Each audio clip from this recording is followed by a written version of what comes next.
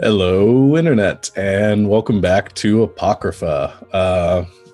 We are super pumped to be here on this Monday evening / afternoon / morning, depending on where you are. So thank you for tuning in and coming back for Chapter 2 of this fun, powered by the Apocalypse World game. Just a couple things I just want to rush through so we can go ahead and get started. Got a lot to do today, I imagine. We have updated our Twitch page, so if you want any information on our schedules, when our next stream is coming up, everything that you could possibly need to have your finger on the pulse of everything going on GameKnights, it is right underneath our faces on the Twitch page. If you're watching on YouTube, go and check it out, and there should be a nice little countdown timer that says when we're next going to be live with one of our pre-scheduled games.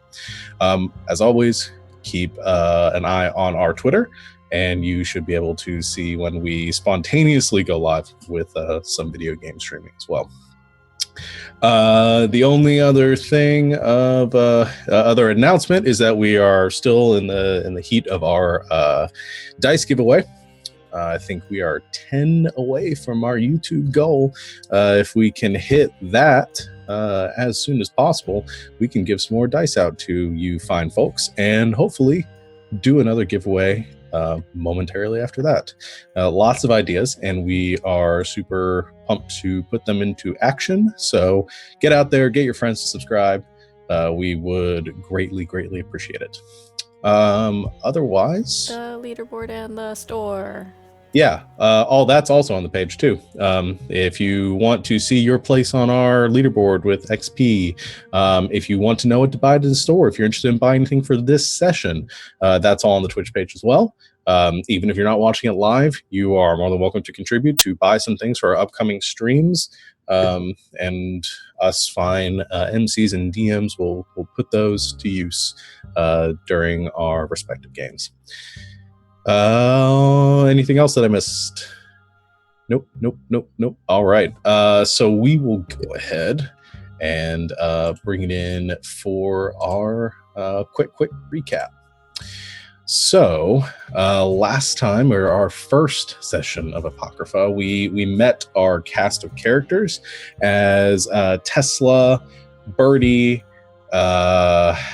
Leopold, and Phoenix were making their way to Ford's farm making a run for Solomon to get some goods for the train yard, Solomon's hold. This activity, this excursion, caused a bit of drama within the group. Many people questioning whether the safety of having Birdie leave the nest, as well as learning a bit of information about some offerings or some strange visitors to Ford's farm that might have been offering some deals and trying to make some plans with the old man under Solomon's nose. You all sort of had some interactions. We had some great moments between Saul and pretty much everyone in the group as things steadily sort of came to a boil within the train yard, eventually leading to a rather climactic and explosive event of Phoenix's semi-truck being stolen from his garage and being taken off through the woods. You found out that it had been absconded with by a fellow named Ollie, who some of you had met before, and was purportedly being driven off into the woods. You all chased after, were able to drive the truck off the road, only to learn from Ollie's now bleeding corpse that the run was being made, or the deal had been made with Black Dog's gang to bring them these supplies. You fought off this small little scouting party who attempted to ambush Garrett's, or part of Garrett's gang, as well as a few other of you that had made your way into the fray. And while all that was going on, while we were sort of in the moments afterwards, as people were picking up the pieces and scavenging what they could from the bodies and finishing up this conflict here, Solomon saw or witnessed a event between the gap between Solomon's Hold and Dakota and Vakken. You witnessed some members of Black Dog's gang that had somehow been able to capture the small scouting party you had sent to find out what's going on at Black Dog's compound. The lovable Raven was captured by these mysterious figures who told Solomon that judgment was coming, and then proceeded to toss Raven off the edge of the world, and you watched him plummet to the water world below, at which point the members of Black Dog's gang retreated into the forests across the divide. And that's where we're sort of picking things up. But before we hit that moment, a couple of little bookkeeping things. One, we need to quickly resolve some of our history or our highlighted stats quickly. So we'll do this one at a time. I'm just going to start with on my screen. Leo, who has the highest hex with Leo?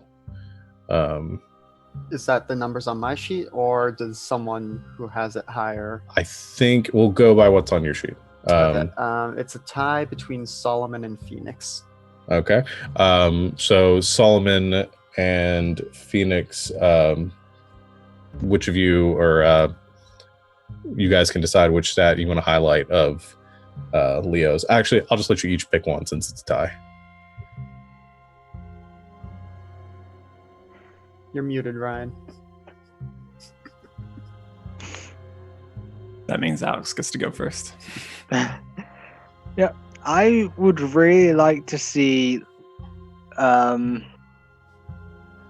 really like to see Leo go aggro on someone, so I'd like you to highlight your hard. Okay. Now, can stats be highlighted back to back in a session, or does it? Yeah, no, it can stay the same. Infinite knife. I'm gonna say sharp. All right. All right. Also, while all of you are doing this, I need everyone except for Solomon to mark one barter off their inventory for some of your expenses over last session. This one, if you don't or you can't, let me know. The next person on my list is Tesla, who has the highest. You have the highest history with. On my sheet, Birdie. Birdie. All right, Birdie. What would you like to see Tesla use?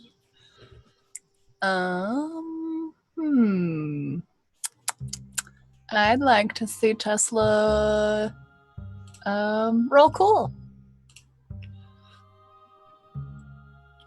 All right. Okay. Did you have weird highlight last week? No. All right. I had Wanna highlight hard and sharp. I'm gonna highlight Tesla's weird. All right, Birdie, who do you have the highest with? You are Birdie. Yes. Yep, Lindsay. that's me. I was like, hey, that's me. It's a tie between Tesla and Phoenix. All right, each of you pick one. I guess I'm going first again, right? Go for it. Sure.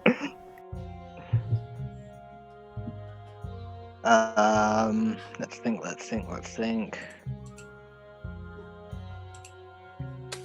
I'm gonna say cool. Nice. I'm going to say hot. Nice. All right. They're hot. Uh, You're cool. Solomon, what is your Phoenix. All right. I am apparently friends with everyone. You drive us everywhere. Yeah, You stole true. my car. It was only one time. It was only one time. I'm gonna say cool. Cool. All right. I'm gonna highlight your hard because you're gonna need it. Okay.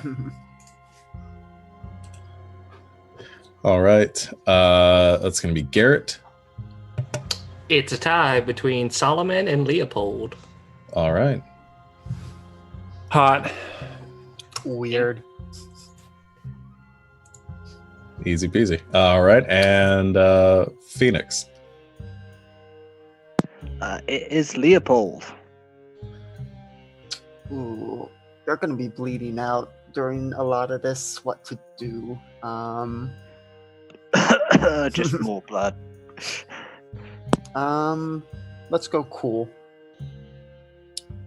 Okay. Which was the other one you had highlighted last time? Last time it was hot. Okay, I'm gonna give you sharp this time.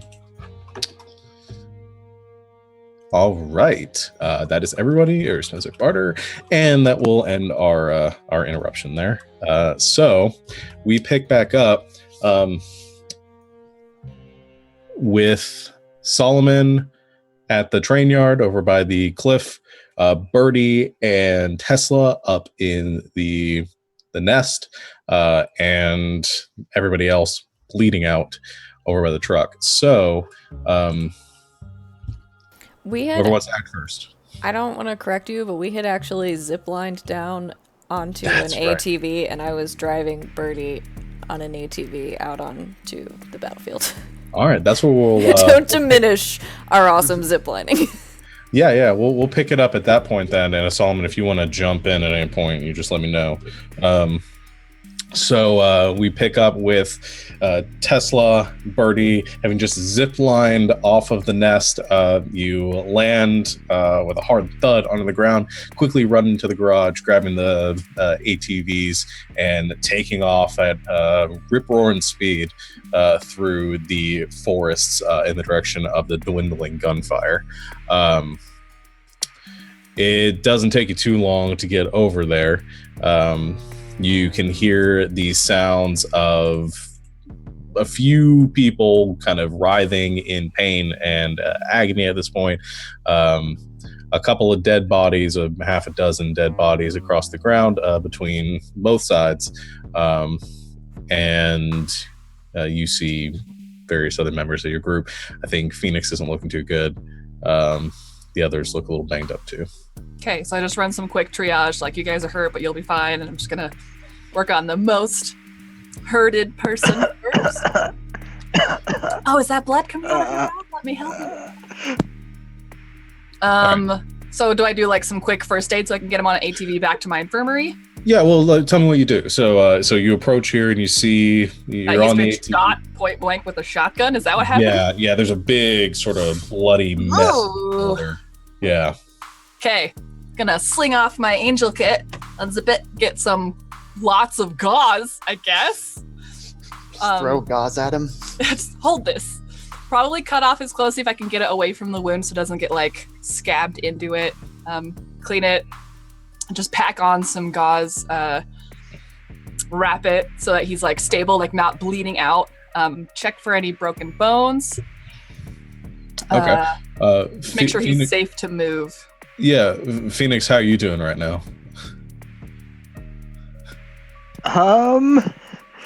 Just Are you can't. coping?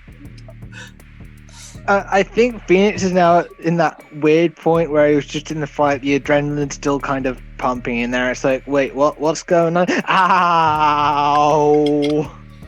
I'm very gentle and good at my job. Thank you very much. I use gentle cleaning products, just salt water. Okay, so Phoenix, you're not resisting or anything. You're No, I'm letting it happen. I know Birdie knows what she's doing, Yeah, I'm probably Then- talking calmly at him, like, and it Telling him really what I'm hurts. yeah. Don't worry, Phoenix, I'm right here. I'm just gonna wrap this really quick, gonna get you to the infirmary. You're gonna be just fine. It's not even that bad. Like, you're totally fine. Leopold is just anxiously watching over Birdie's shoulder. So it sounds to me like you're actually spending some stock here to try to stabilize him, like battlefield triage here, rather than taking him all the way back. Or are you just doing the bare I'm minimum? just stopping the bleeding so I can take him back to do things properly in like a clean environment. Okay. Where I have some extra hands to do stitches and things. All right, fair enough. I'll say, you're able to stop the bleeding, do just enough, patch him up just enough to get him on the back of the ATV. So you have that available. Okay. I probably like strap him in because I know that in like a few minutes it's gonna get so painful that just by himself he's gonna like freak out. Yeah. So, restrain him onto the ATV. Tesla, you got pretty good battlefield aware. I mean, Birdie, you're focusing on the injuries. You're not really looking at people right now. You're just looking at who's going to be the best to heal. Tesla, you got pretty good battlefield awareness, and as you kind of survey the scene quickly, you're able to notice that there's no threat right now. Everyone seems to be dead. That was a threat. You do notice a couple of people. You notice one guy. You don't know his name, but he's from the hold, from Solomon's, from the train yard. Currently slumped up against Phoenix's truck with a like an arrow, crossbow arrow, stuck in his forehead, and yeah. What do you do? Am I pretty sure he's dead? Yeah.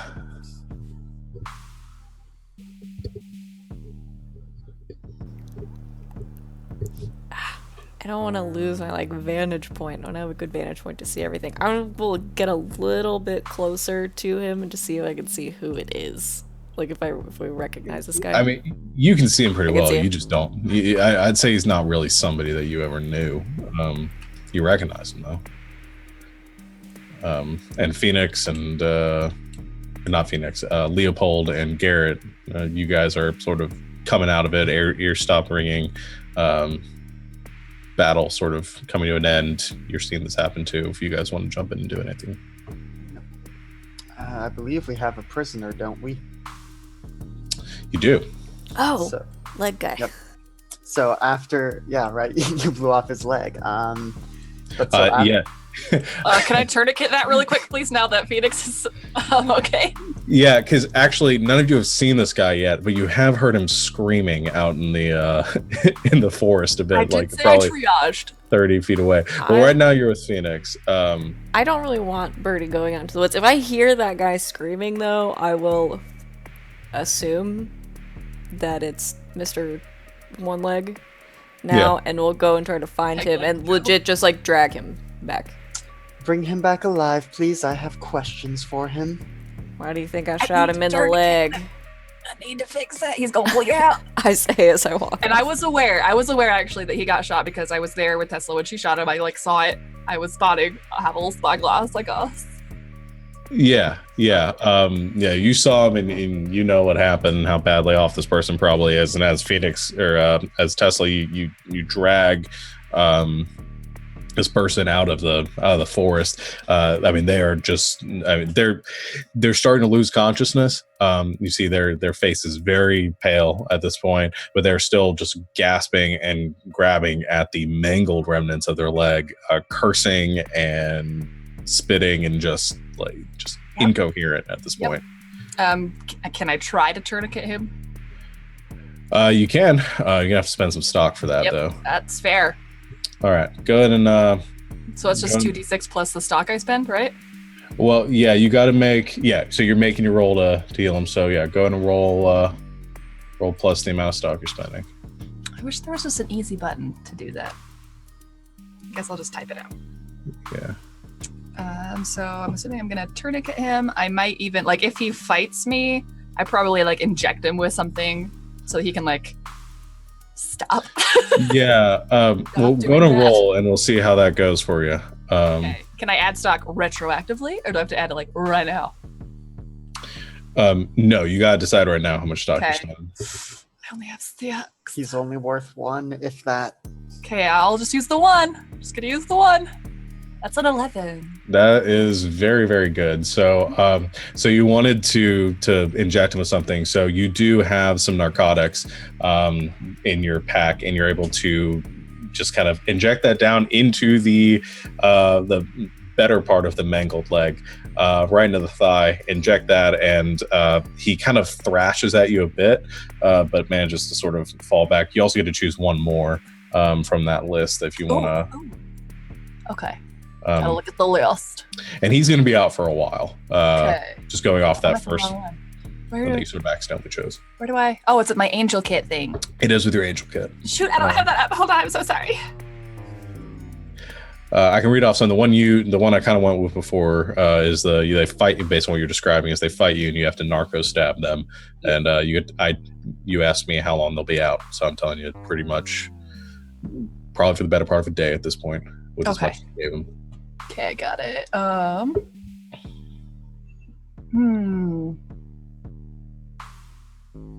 Sorry, I'm reading them all. No, could read them aloud I'm for gonna chat. say, since I injected him with narcotics, maybe not right now, but at some point, like maybe if I get him back to the infirmary, he babbles the truth to me. All right. Yeah. So that'd be. I think that's better used later on. So hold that. Okay. And we'll get to that when you guys get him back to the infirmary, because he is out right now, but sort of get on the tail end of the drugged outness. Okay, cool. So they're stabilized, not dying at this point. So you're able to drag him out. How are you transporting all these people back to the? Some people drove here, right? Garrett drove here. Phoenix drove here. And there is Some the of Garrett's semi crew truck drove still. there. We came That on an is. ATV. Yeah, we have the semi. Yeah, Okay. the semi. I Which drove is- in the back of the semi. Which is only slightly scratched up. I did not flip it over. No, it's got a. Oh, nice- if you'd flipped it over. I tried so hard not to It's hurt got a it. nice indentation of a tree on the right side of it. It's From artistic. It's an engraving.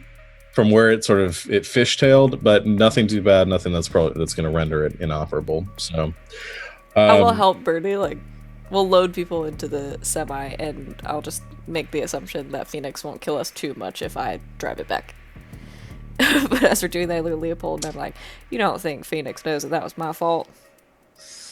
He probably knows, so it may help if I drive it, so he has less reason to be upset with you and hurting his baby. I mean, it is possible that he won't remember. Traumatic stress from injury can cause memory loss from a few minutes before. Yeah, Leo, you can drive. I tried.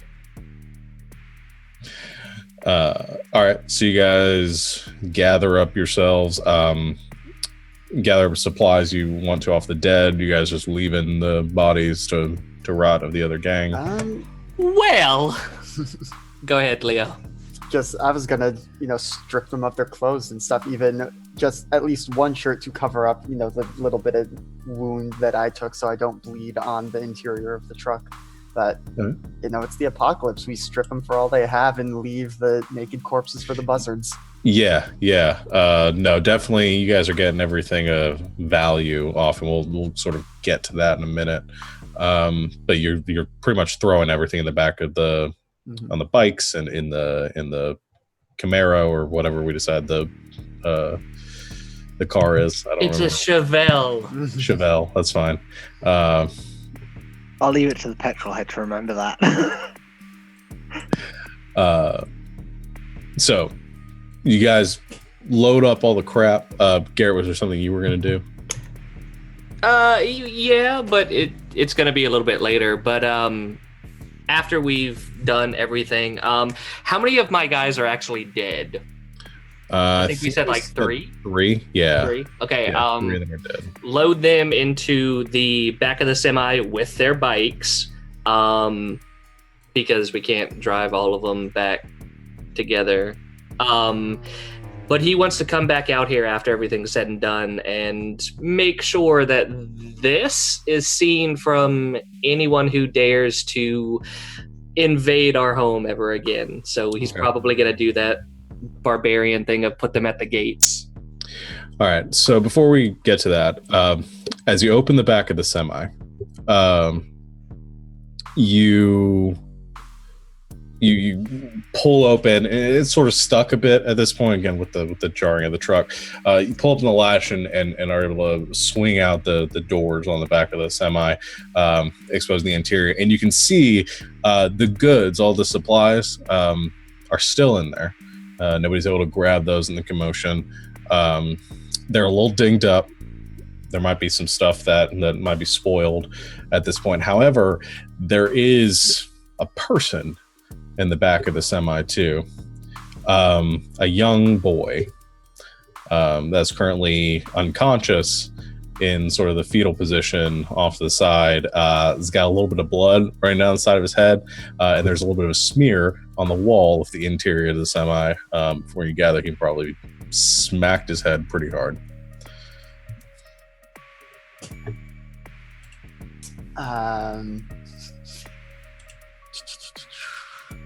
Let's see. I don't think I can do anything to read unconscious people. Well, actually, maybe I can. I don't know if Deep Brain Scan would let me just do that.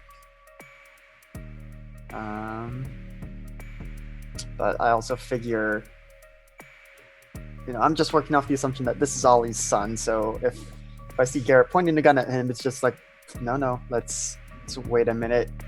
Let's at least wait for this one to wake up. He is just a child after all. All right. So where are you putting the boy then? I will pick him up and put him in the passenger seat of the semi's cab. All right. So you go to pick him up. I will say you do notice one thing as you're going to pick him up, though, and this might change what you're doing. He is very sweaty. Bags under his eyes, kind of has a yellowish tint to his skin a bit. I say it gives you a little bit of pause as you're going to pick him up. You can decide what you want to do, though. Yeah, I will.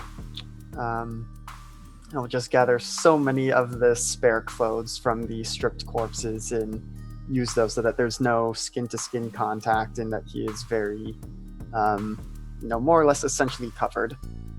Okay. You cover him up best you can, pick him up, and you said you were putting him in the whose truck was he riding, or which I was going to put him in the cab of the semi, but what I might just do now is find some way to sort of secure him to the cargo in the back so that he doesn't potentially contaminate the passenger area. All right. Okay, I'll say fair enough. You guys are able to load the semi's pretty big. You load up the bikes in the back, strap them down, take the food you can and all the material supplies you can from forward, pack those as far to the front as you can, and then when you feel like everything's pretty secure, you lay him down too and close the cargo hatches. You all load up in your trucks and roll out back to the train yard. And Solomon, I think that's where you're still waiting as you see this envoy approaching. Bunch of your guys still trying to patch up the gates, but there's enough space for everybody to get through at this point. Quick thing. My car. If no one stopped me, I'm driving it back. You're literally tied to the back of an ATV. I tied you down. I'd say you're stopped. So that probably leaves Leo driving it, because Garrett, you're on your bike. Technically, I could probably take the bike and put it in the back of the semi, and there's then only drive so the much car. room in the back of the semi. You guys already Okay. That motorcycle falls on it's- any of my injured people. I swear. Yeah, you've already got you got 3 bikes, a bunch of crap, and then a bunch of injured people and a sick kid with a bunch of injured people in the back of a truck. And yeah, so I think that only leaves Leo driving the Leo knows not to scratch the car. yeah. He knows the rules. Yeah. So So that's how you guys all get back at this point, and the roaring of engines and the smoking of diesel as all the respective cars and ATVs and bikes all pull back into the train yard. So is there any exchanges happening at this point, or are you guys just kind of... I mean, I'll run back to my infirmary, do the secret knock, because I told Deet to lock up and wait for me to do the secret knock. Yeah. You do the knock, and there is a fairly sizable pause as that happens. And the door sort of cracks open, and you see Deet there, just sort of sweating, nervous look on their face, looking out at you. We do have quite a lot of injured, though. I'm gonna need some extra hands. Come on. I do like a little very gentle, like momish pat slap. And she's like, come on. Next time I'm taking the day shift. They sort of swing the door open and come after you. The two of you are able to pull all the people into the infirmary. We probably don't have enough cots, so we'll like clear some floor, make it easy enough to walk around and treat everybody. Sounds good.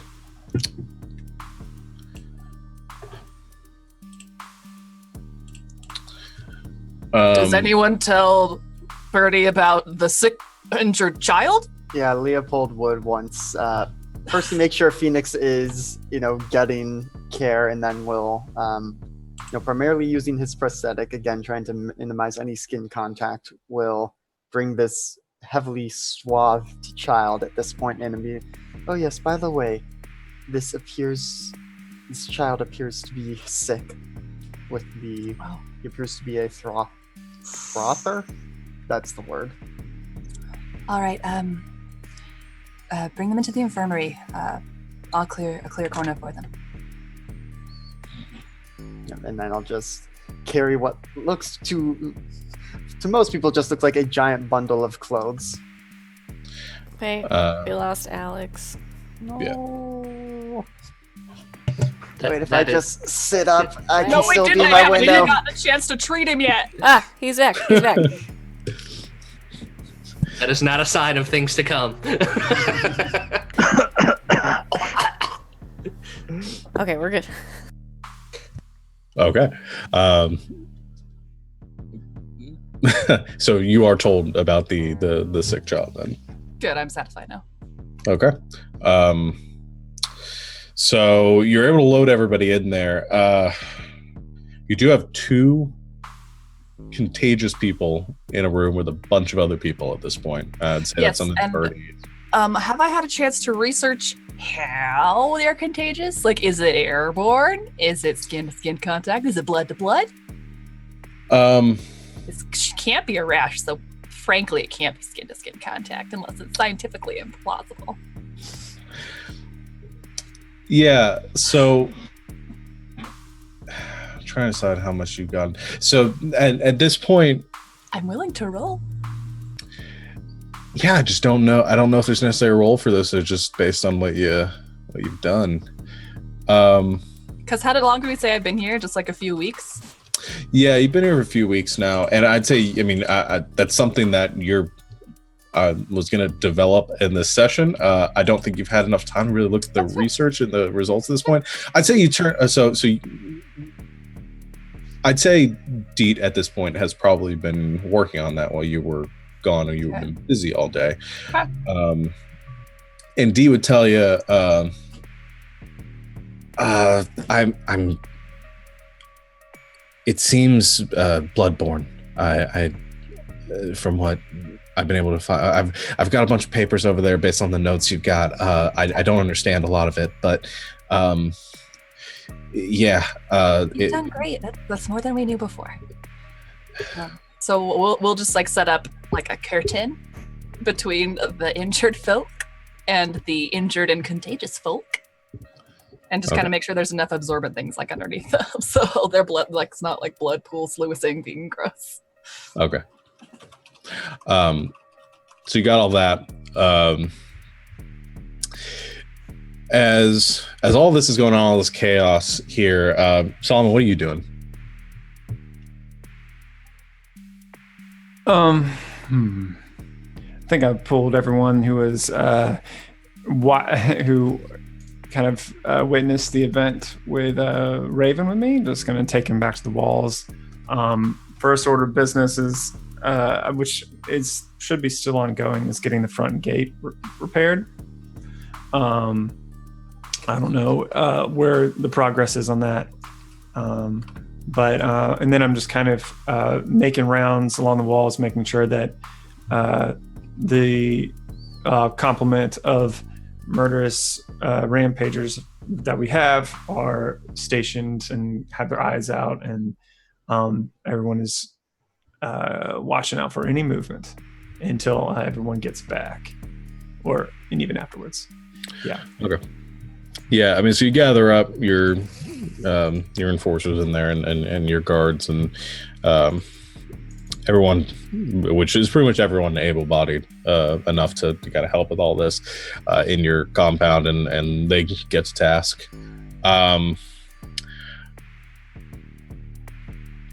Cask does come up to you and sort of walks up beside you and says, boss, and gives a nod towards, you see the kind of clusterfuck that is everything that's going on at the garage, and about the 30 or so, or a little bit less than 30 now. Actually, how many of your gang members are here, Garrett? Well, I took 10 with us. 3 of them died, and then the rest of them stayed there. So 20. Okay, so pretty much everyone are there. He kind of nods over. He says, "Are the dogs going to do anything, or are they just going to sit around licking their asses?" There's plenty of time for us to get out in the morning. There's no sense in us running around in the dark. All right, we'll get to work. And he just turns heel and walks over to start yelling at some of the other guys to start throwing up supports and building the wall back up.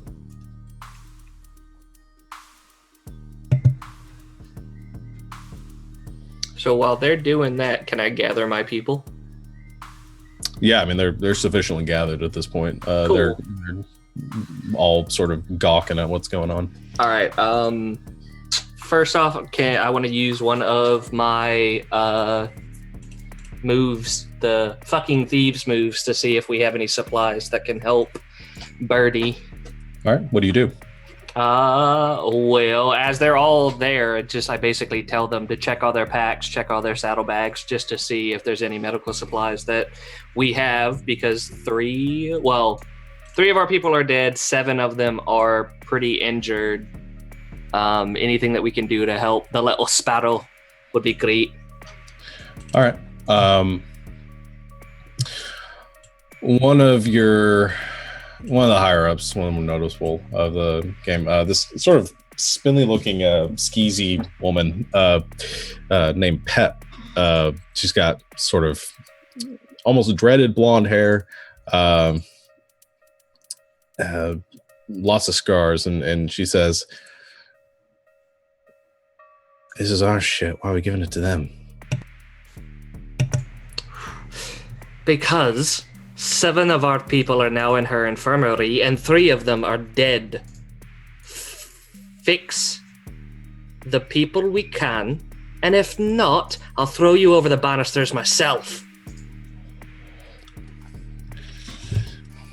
Jeez, fine then. She turns back, sort of backing off, and walks over to the others and starts saying, "All right, turn them out." And the other members of your group start rummaging around. Go and roll. All right, let's see. 12. All right. So they rummage around through their supplies, looking over everything they got. And they turn out a lot of stuff, but most of it just goes quickly back into the bags. Between your gang, which isn't necessarily keen on taking much medical supplies with them to begin with. They have, I'd say, the equivalent of 2 stock for Birdie. Cool. So he takes all of that, puts it in like a bag. Do I have a second in command that you have like made, or because I don't know how much you've done? The 2 I have that are in the top, that are the sort of leaders of the lieutenants. One is Pep, sort of the thief. The other is Crush, who's this big, like burly dude, not as big as Cask, but fairly bulky. Also entirely mute. Is just sort of a yes man. But he'd be the other one that I have in charge. As I'm gathering them, I pull those 2 aside. We lost 3 of our people today. All right, we've got 3 bikes that aren't being used, and I can't have that right now. So, anyone here that you think would be a good follow-on, tag along, whatever you want, find the best out of them, figure out who you think would be good to take one of those bikes, and then bring them to me because we have to have a talk.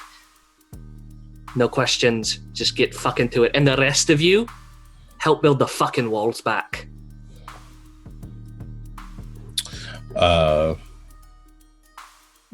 Pep, not wanting to put up a fight again, gives a nod.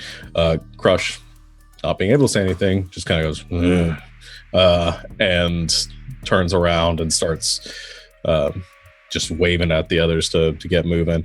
So they get on their bikes, and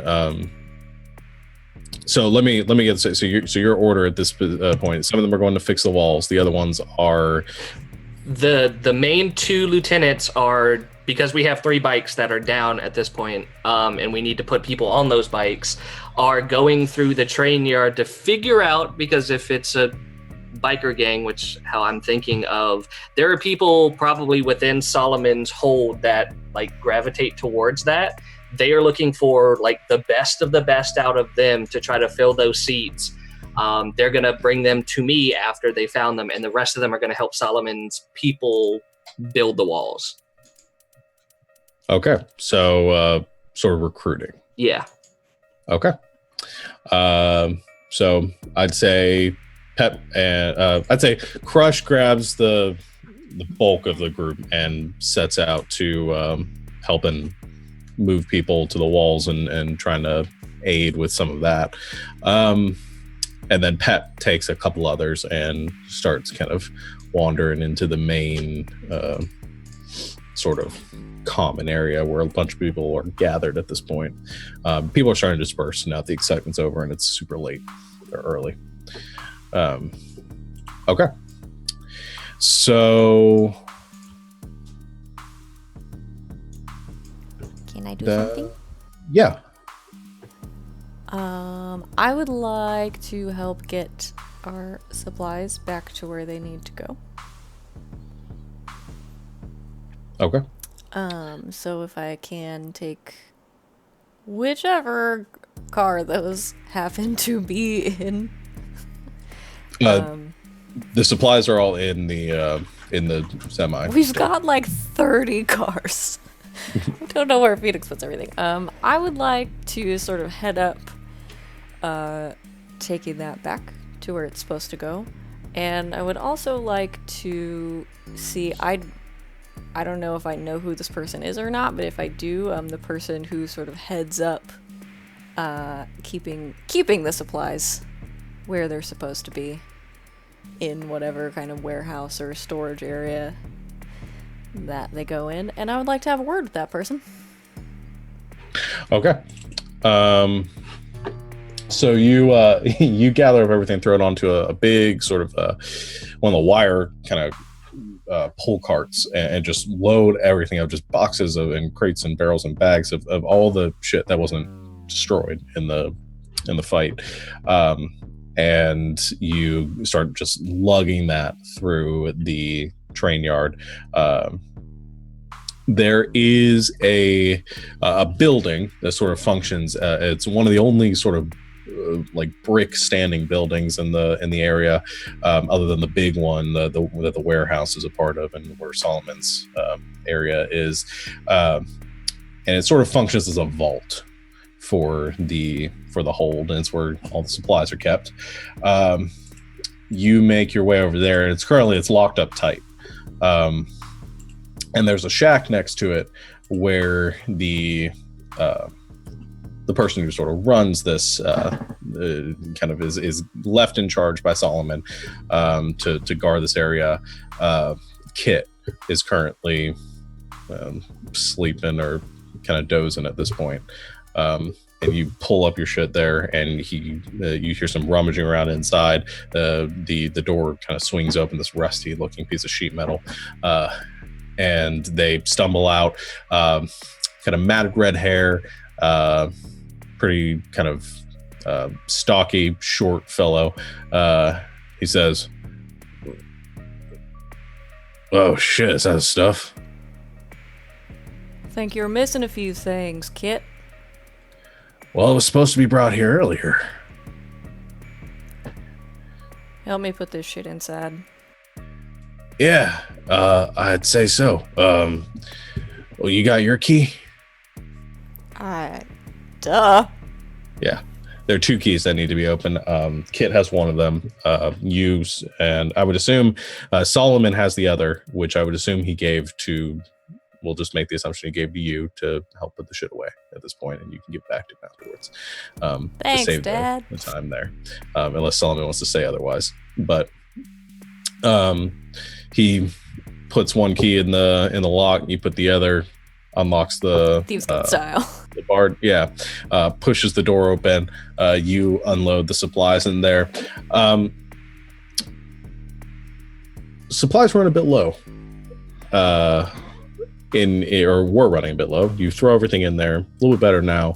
You do get the impression, since you are in there at this point, seeing all of that, just how low things had really gotten until you got this shipment from Ford. What you want to do with that is up to you. But you do sort of notice that as you enter. Eventually all the crates are loaded up. You lock it up. Wait. Before we leave out of the warehouse, I walk sort of like farther in and pretend like I'm looking at something and say, Kit, come here for a second. All right. Comes waddling up behind you. I grab him and I shove him against the wall. I put my shotgun up under his chin. All right. You push him against the wall, shotgun under his chin. What do you do?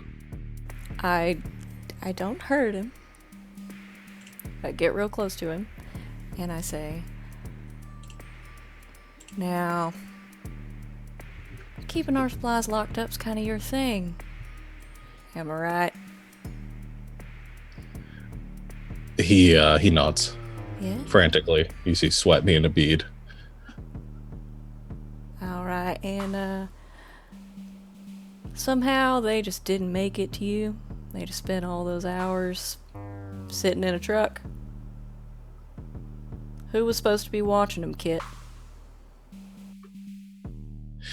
Okay. Go ahead and roll aggro for me.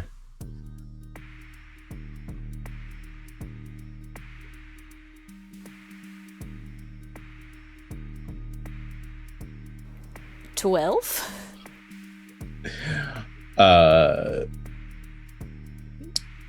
You you kind of push the shotgun just a bit more into his jaw, and he begins to sputter and cough. He says, all right.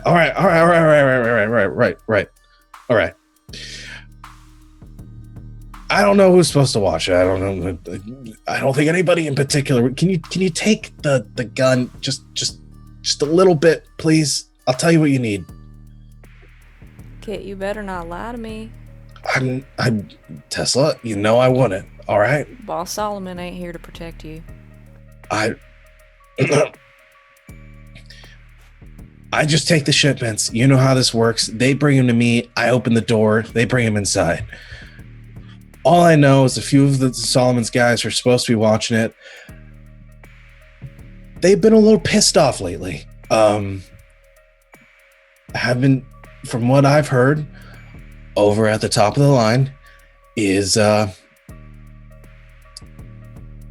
getting a little fed up with how things are going, that we're taking strays in.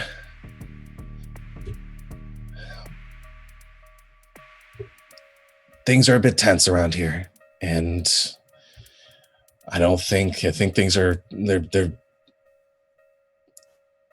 not listening to us all like they used to.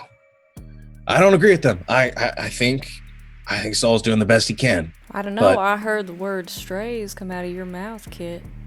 Well, You know, one of those strays is your healer keeping you alive. One of those strays a couple of years ago was old Tesla Tacoma. Hey, Tess, you know I'm not talking about you, and everybody loves Birdie. I'm talking about all the other fucking dogs coming in and out on their bikes. They're taking our shit. They're coming in our places. They're making a mess. They're breaking shit. We're tired of it. Things go missing all the time.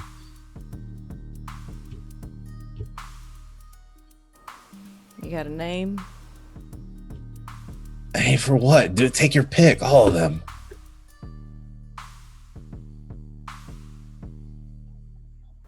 All right. I let him go.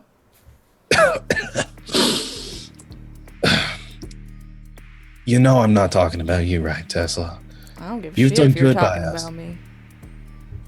I just don't want another gun in my face. You've done good by us. Birdie's a godsend. You're welcome. They're just, and please don't tell Saul I told you this. I'm just relaying the message. I'm not the one saying this shit. But they just don't see what all the others bring to the party. Guns. Yeah, I see that's them what out we're there worried with their bare hands rebuilding our wall. about. Yeah, and how much longer before they decide to take that wall for themselves?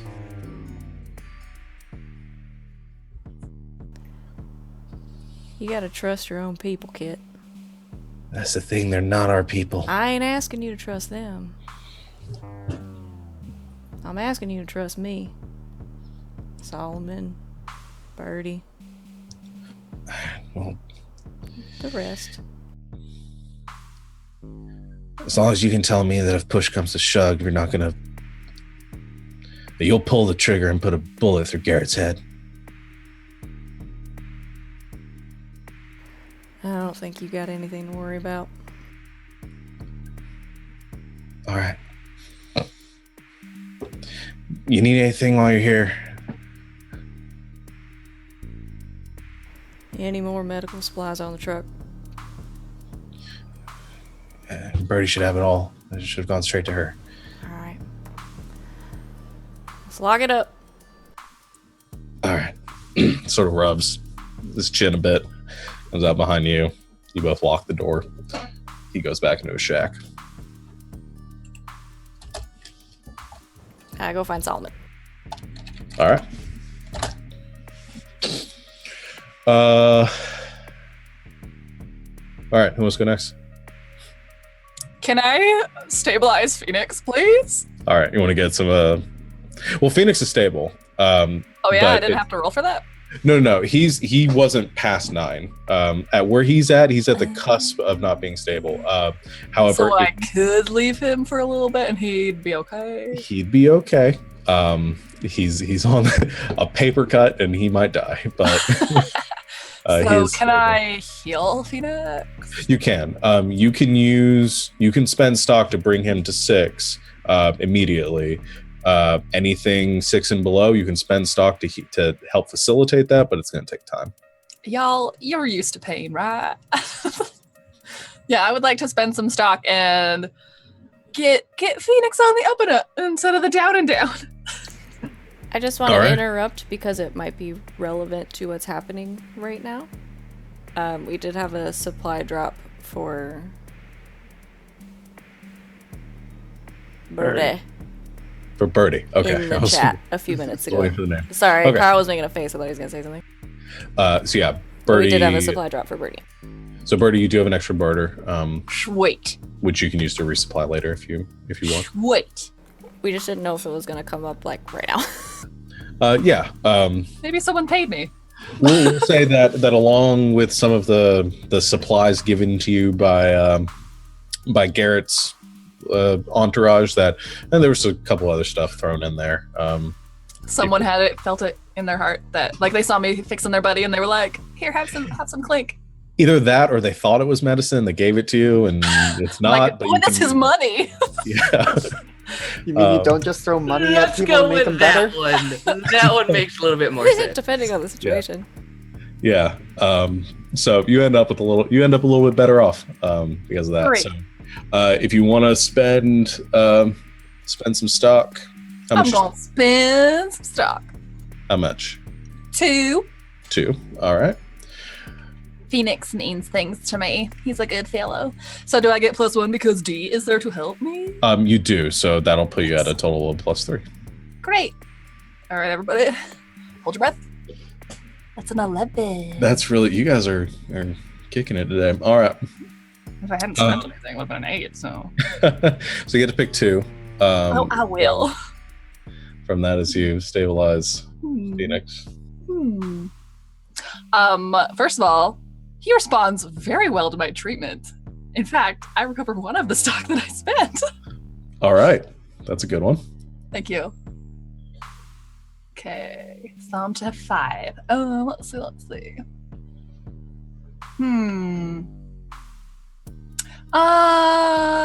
His course of recovery teaches me something about my craft, and I would like to mark experience. All right. You do that too.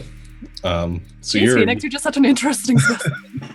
you're extra good at patching up shotgun blasted shoulders at this point. I mean, yeah. Yeah. So you're able to patch them up.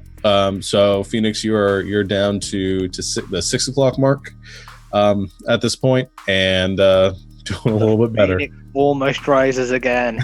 Almost. The rest of it will sort of heal over time. If you want to send Sock later on, Birdie, to heal you can to help facilitate that. But I'll think about it. Phoenix, you will heal those at my discretion.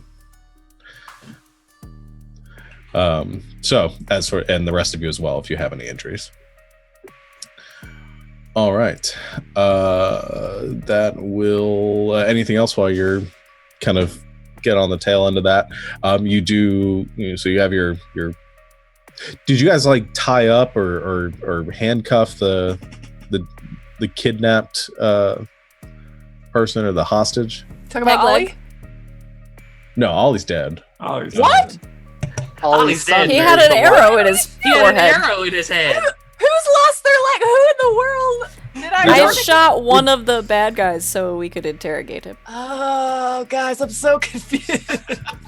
There are just so many hurt people. There's so much blood. I don't know. Just care about the important one. Oh, I and everything will be absolutely fine. tied him up / handcuffed him / all of the above. All right.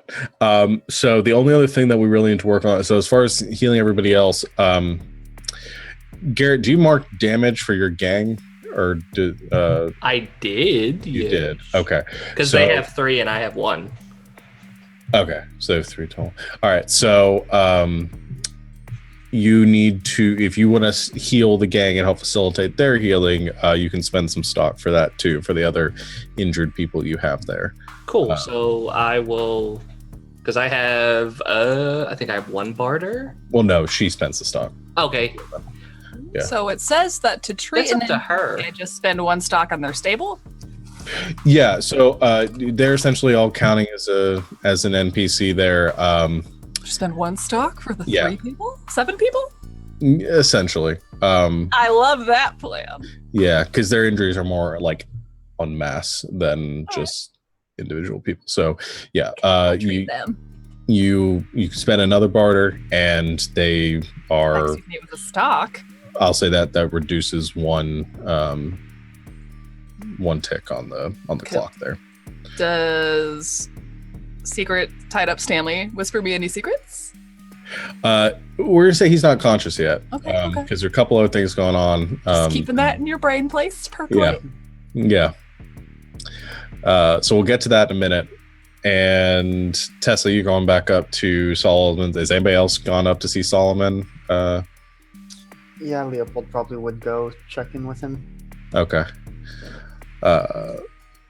Phoenix, I assume you're just staying there getting patched up at this point. Pretty much. There's not really anything I can do, despite, wanting to, go double check the truck and make sure there are no scratches on my damn car. I swear to God, if there's even a mark on that bodywork. So yeah, Leo, you go jaunting out of the garage as quickly as possible. I'd say, Phoenix, you're able to at least get up and walk around a bit after Birdie tends to you, if she lets you. 5 minutes, in and out. Come on, I just need to go double check. Nope, you sit right back down there. Do you stay, or do we need to roll for this? Because I'll make you act under fire if you decide to leave. Come on, Phoenix. I know my trade. I know what's best. Just listen to Birdie.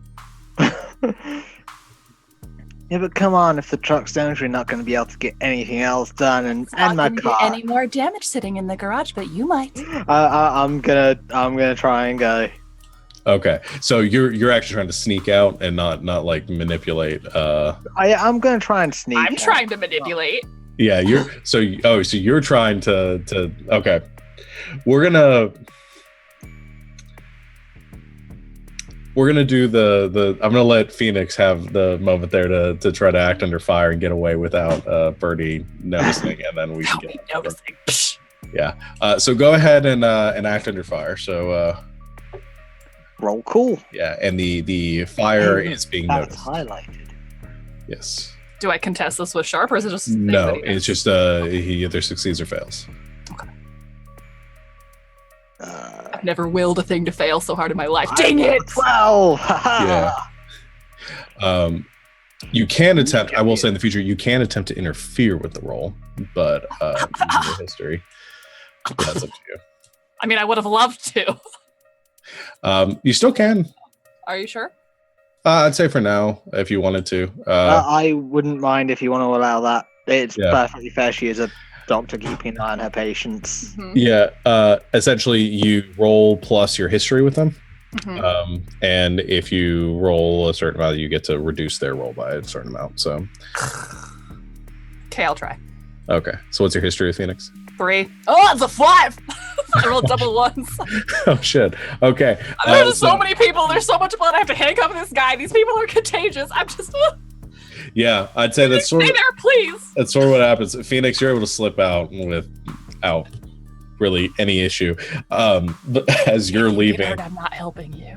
As you're leaving, Birdie, you're trying too much at first to keep an eye on Phoenix and keep from leaving.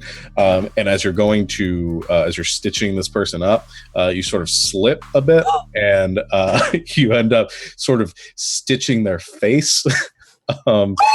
As you were trying to stitch up their shoulder, and they just straight needle through their cheek at this point, and they're just like screaming in pain at you. Oh my word! I'm gonna be.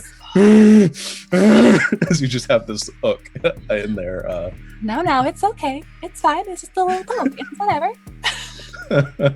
And they're just glaring daggers at you at this point.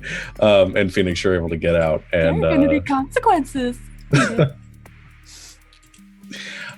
So Phoenix, you're able to inspect your car a bit. The Chevelle is pristine. It's mint. You're good. Leo was not. I don't think. I mean, I guess Leo, that's up to you. Were you reckless at all coming in, or were you very careful? Oh no, I was careful because I don't know if there was enough room to turn it around, or if you had to reverse it back the whole way. Yeah, you could have turned it around. But yeah, no, he takes good care of Phoenix's car. It's the only way he's allowed to keep driving them. Man, I can't decide. I'm not going to do it now. I really should have made you roll act under fire for that, but for the sake of this, I've been mean enough to Phoenix, so I'm gonna let that slide. Yeah, the Chevelle is good. while the rest of you, so Leo and Tesla, go up to Solomon's office. And scene. Begin. How, Solomon, father? How goes the? How are things all right here? Jesus Christ! When did you come in? Just now. Or do you mean come into the train yard? I'm sorry. What were you saying? How are things here? We have taken care of the disturbance and returned to the truck and the supplies. We are down a few individuals, but we also took out all the assailants and have one of them sedated in the infirmary, and we will be able to interrogate them when they regain consciousness. How many casualties on our side? It was only Garrett's crew members that went out. Yeah, so three plus Ollie plus Raven, but you don't know about Raven yet, probably. So yeah, 3 of Garrett's crew members and Ollie, who stole the truck to, I believe, let me pull up my notes. Someone got to him. I was unable to ascertain who, but said they would be able to help his son, who is sick with the illness that is plaguing us. We now have the son quarantined in the infirmary. But yes, that is the state of things outside currently. What chance do y'all think that his boy had when we've got the angel? What better chance did he have than with her? I do not know. I was in the midst of questioning him when the assailants killed him. I can try asking the voices, see if they know. I think Solomon's uncomfortable, but I think that'd be a good idea. And also, when you do it, maybe you should go to Ollie's place with his things. Maybe he left something behind. I don't know who was talking to him, but maybe there's some sort of trail there that we can pick up, because I want to know who's talking to my people and turn them against us. We'll do that, and then depending on what we find, I believe at this point it would not be prudent to travel out to Ford's farm and deliver these salts to him, and I still have them with me. I think that would be an errand for the morning. I agree. How many of their people did we get? It was how many? At least half a dozen? I think it was about close to around 10, I think, in total. Made about an even fight. Yeah. We killed 9 of them there, and as I said, we have the one sedated and restrained in the infirmary for interrogation. This one, Tesla Tacoma, shot his leg off. It was quite the sight. I imagine. Now, you were there when we raided the Black Dogs, weren't you? I was, yes. These assailants, they look like Black Dogs to you? Did they look like Black Dogs, MC? Yeah. I mean, they wore the same kind of cloaks and black cloak with the white dog skull on the front, or the red dog skull on the front. Sorry. So yeah, as far as you could tell. Yep. They certainly were garbed in their attire, but whether they were true followers of Black Dog or someone attempting to mislead us, that I cannot say at the moment. But again, perhaps the voices will be able to enlighten me. I hope they do. Anything else, Leopold? I believe that is it for me. I have this flesh wound to tend to. Anything from your end, Tesla Tacoma? Oh, Tesla, when did you get in here? I just walked in. Oh, that'd be even creepier. She like just walks in and Leopold's like, and you? Right Like, before she knocks on the door. Yeah. Yeah. Tessa, I brought your key back. thank you. How was all able to do this? You shouldn't have had access to our stuff.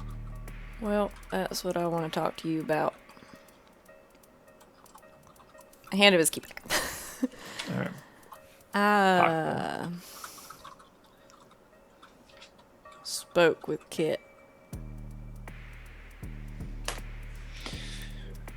Is Kit still talking? Kit's fine. It's what he said I'm worried about. Go on. Hey, Leopold, how about you run off and get yourself looked at? And then you can take care of that thing. Yes, I will see if Birdie has the time for me, but... Oh, yes, I would have said this in the initial report, how badly Phoenix got hurt. And so... Shit. But he is being taken care of, and Birdie is tending to much more grievous wounds. As you know, I no longer feel pain, so this is hardly even a hindrance. I'm not worried about it bothering you.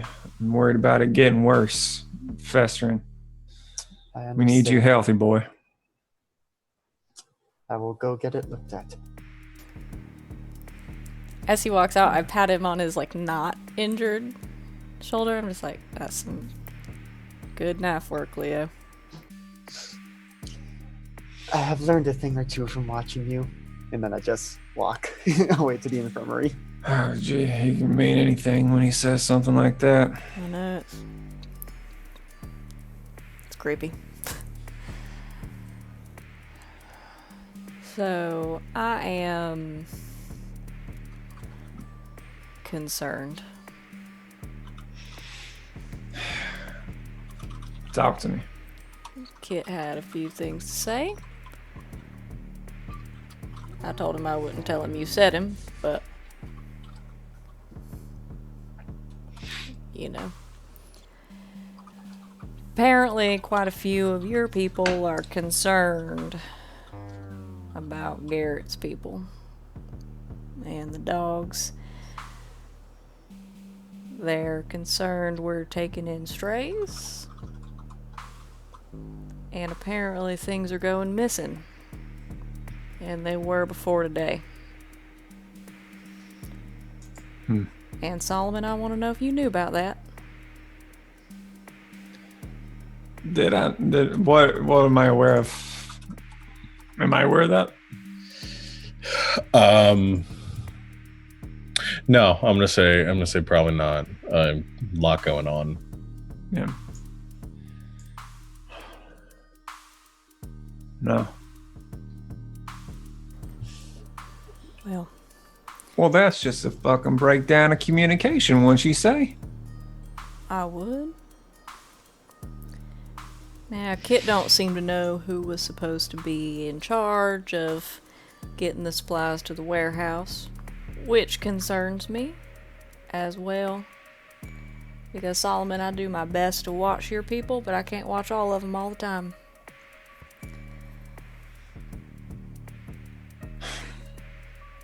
Well, I said there's not a whole lot I can do when my people don't tell me that I'm being thieved out from under my nose. It's Kit's job to check inventory, is it not? As far as I'm aware. And he did not think that this was interesting information to pass along? He sure did with a shotgun under his chin. I didn't shoot him. Shooting's too good for him. Well, he doesn't seem to know the names of any involved individuals, but that's convenient. He doesn't seem to know shit about anything. He seems to think that quite a few of your people are unhappy with you.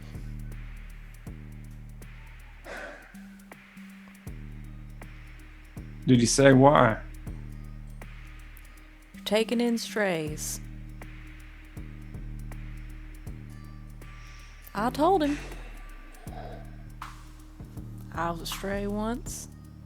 You took me in. Birdie, you took her in.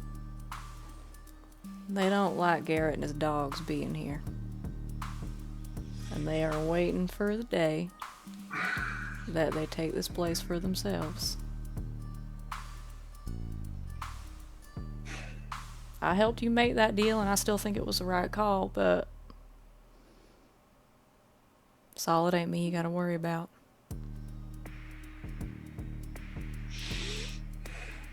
Well, I guess we'll just have to set him straight.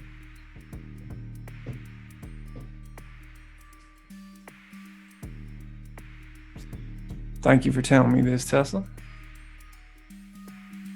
Heard you took a man's leg off. Were you aiming for the leg? Rest of them were dead. And last time I came home, you near about grounded me for not asking enough questions. Oh, shit. Well, that's a start. I'm sorry, is that a compliment? You're gonna have to say it in my good ear. Good job, Tessa. You're thinking now. You done good.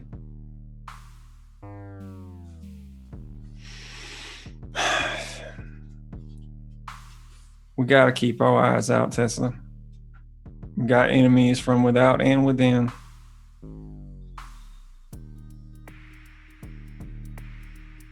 That boy Raven got himself. Did Jen get captured too? I don't remember if you said we saw her. You did not see Jen. Okay. Raven got his ass captured on the other side. And some people claiming to be black dogs. They tossed him off. Never mind. Shit, not again. Again, Ryan. Again. Sorry, I'm trying to back off that because I'm into my head too much now. Jeez. I can't get out. I literally can't get out of this. Okay. Can you say something, Savannah? Because I'm literally in a brain lock right now. Do something. They threw him off the edge. Yeah, they threw him down the water below. That's unfortunate.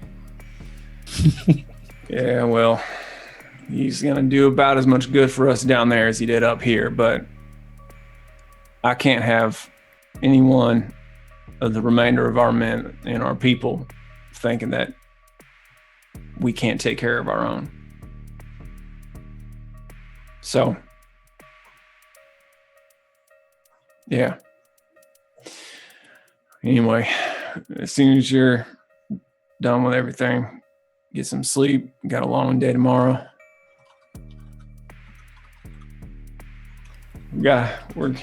I think we might be going to war, Tesla.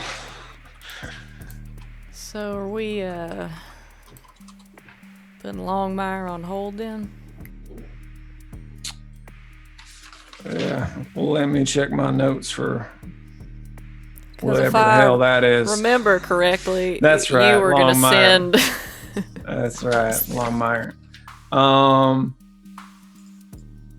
Yeah, for right now, until we figure out what our problems are domestically, we're staying here.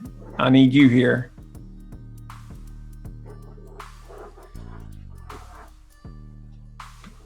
So, and I don't know. Hopefully, Leopold finds something out, and we get a good idea of where to start. But for right now, all we can do is rest up. If you want any more input from me, it might be worth having old Leo hang out around the bars. People talk. And I find he's a great listener.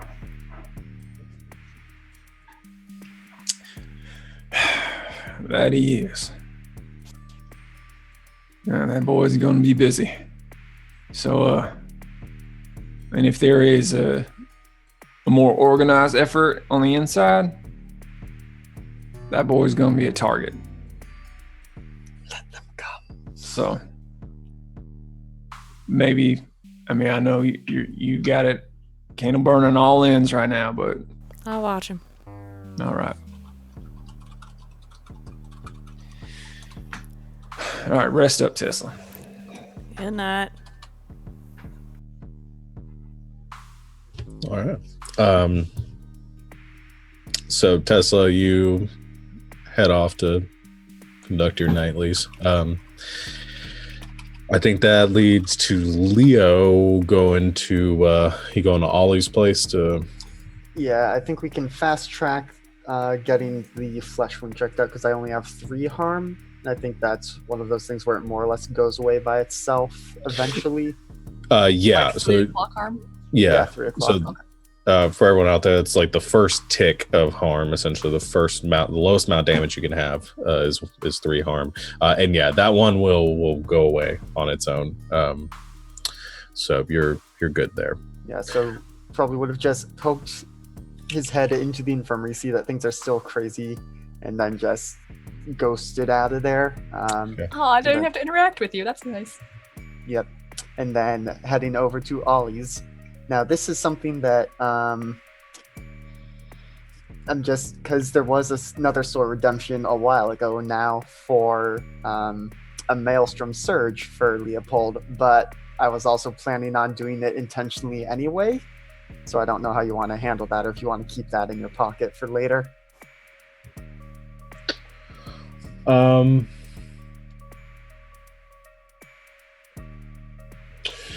As far as right now, I'll keep that in my pocket for now. Okay. Yeah, let's hold on to that. So Sure.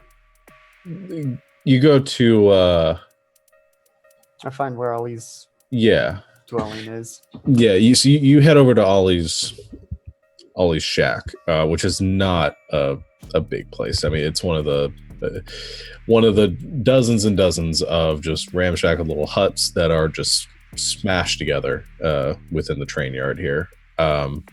Barely enough space for one person to live. No locks on the door, as there aren't really any. Nobody can afford that. Push the doors open inside, and there is one cot in the room, in this sort of 10 by 10 room. These smatter remnants of a table. There's some sort of patchworked, moldy looking or mildewed looking sheets on the other end of the room. Couple of pots hanging from the ceiling. I mean, it's all sort of smashed together. There's a bunch of clutter, a mess, and everything around here. It looked like the place was cleared out in a hurry. Okay. So, you trying to do something weird here? Are you trying to ask the Psychic Maelstrom some questions, or yeah, are I you? think starting, I'm just gonna look around, see if there's any hastily scrawled notes or anything obvious, but I'm imagining it will be asking the voices. Okay.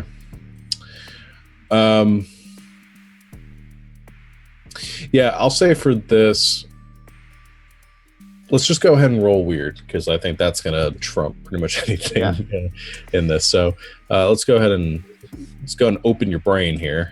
Yep.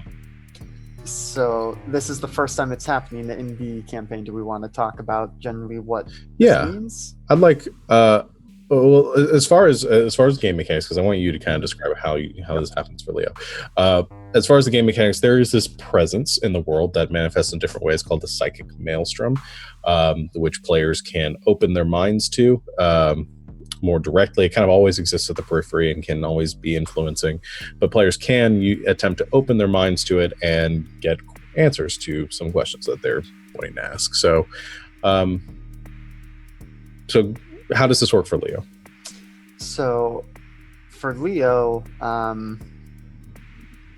he generally interprets the Psychic Maelstrom as voices. He has his prosthetic hand, which does a lot of stuff that facilitates his moves as a brainer. But so he sort of just will reach up and sort of like create a feedback loop of touching his own head with it, and that will sort of make it easier to open up his receptors, as you will, and then just sort of listens and sees, maybe the teapot on the counter is whispering something, or sort of psychic residue off of things. All right. So roll plus weird. Yes. I don't think I have any help for this right now.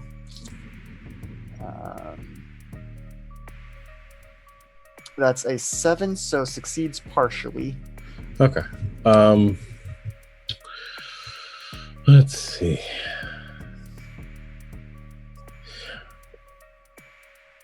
So here's a couple things you get here is you kind of create this loop, and there's this ringing. We need some ominous music for this. As you step into this room and sort of create this loop, and there's this kind of warbling sensation and this ringing which grows louder and louder, and your vision sort of shakes a bit, and everything sort of like rippling water around you for a moment. And as you pull your hand away, a couple things in the room kind of continue to warble as this happens, and there is a the rippling sensation you get from a clumped up bit of sheets over in the corner, some of the bedroll materials off kind of stuffed in the corner of the room, and also a one of the floorboards kind of giving that kind of resonating too. Okay, so first just go feel through the bed sheets, see if there's anything still in there, or before I do that, just because I don't know how long this residue is gonna last, so making sure I mark the floorboard first and then go and toss the bed sheets. Mm-hmm. Okay, you mark the floorboard, kind of scratch it at one of your knives. Mm-hmm. Go over to the bed sheets. You pick them up. A cluster of like roaches and bugs kind of go scattering out from around. And there is a blood-covered shirt wrapped in this mess of fabric, about child-sized, and it's got a big tear down the back of it. Okay, when I was handling Ollie's son earlier, did I notice any wounds like that might match that, or? I'm gonna say with as much as you handle, or kind of what happened, there were no tears on his clothing or anything like that. So you didn't notice anything like that. Okay, but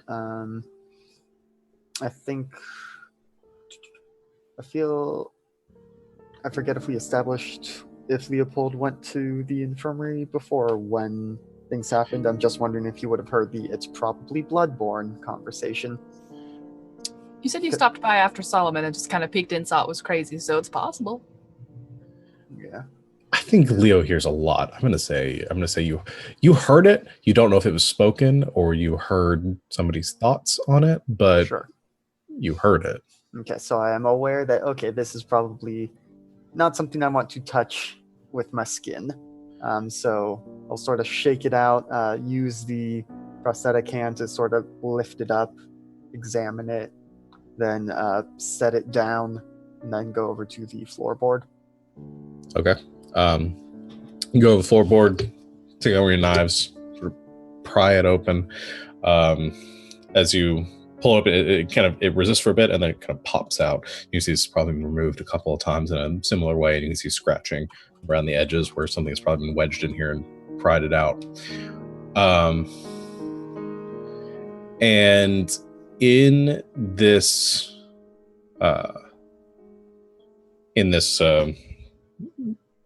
kind of compartment, it's dug into the ground and creating this hole here. The whole shack sort of sits directly on the ground. So somebody's pried this open and dug a little bit of a hole here. And in this hole, there are a couple of open and empty cans of probably food, or what once was food in here, as well as a few brown scraps of paper. Tightly rolled, not currently bound, but looked like they were once bound and now have kind of slackened a bit. I would take them out and open them, see if there's any inscriptions or writings on them. Okay.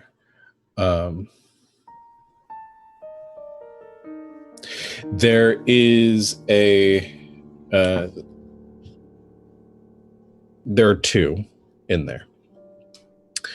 One is written with sort of almost like a calligraphy, a very well done sort of handwriting, very, very meticulous penmanship on this, something you probably don't see very much of.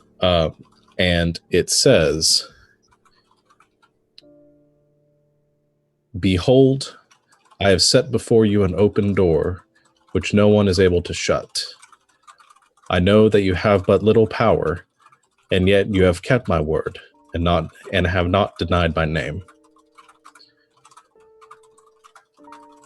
And underneath that, drawn out, is the black dog symbol.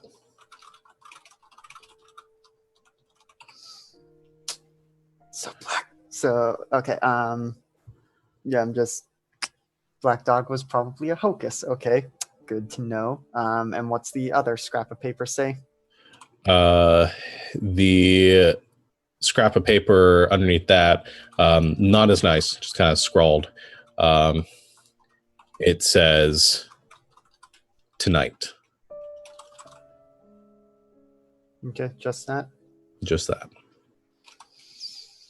Okay.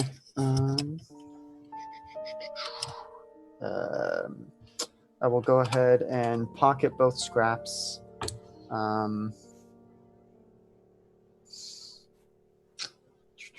What else? What else can I do here?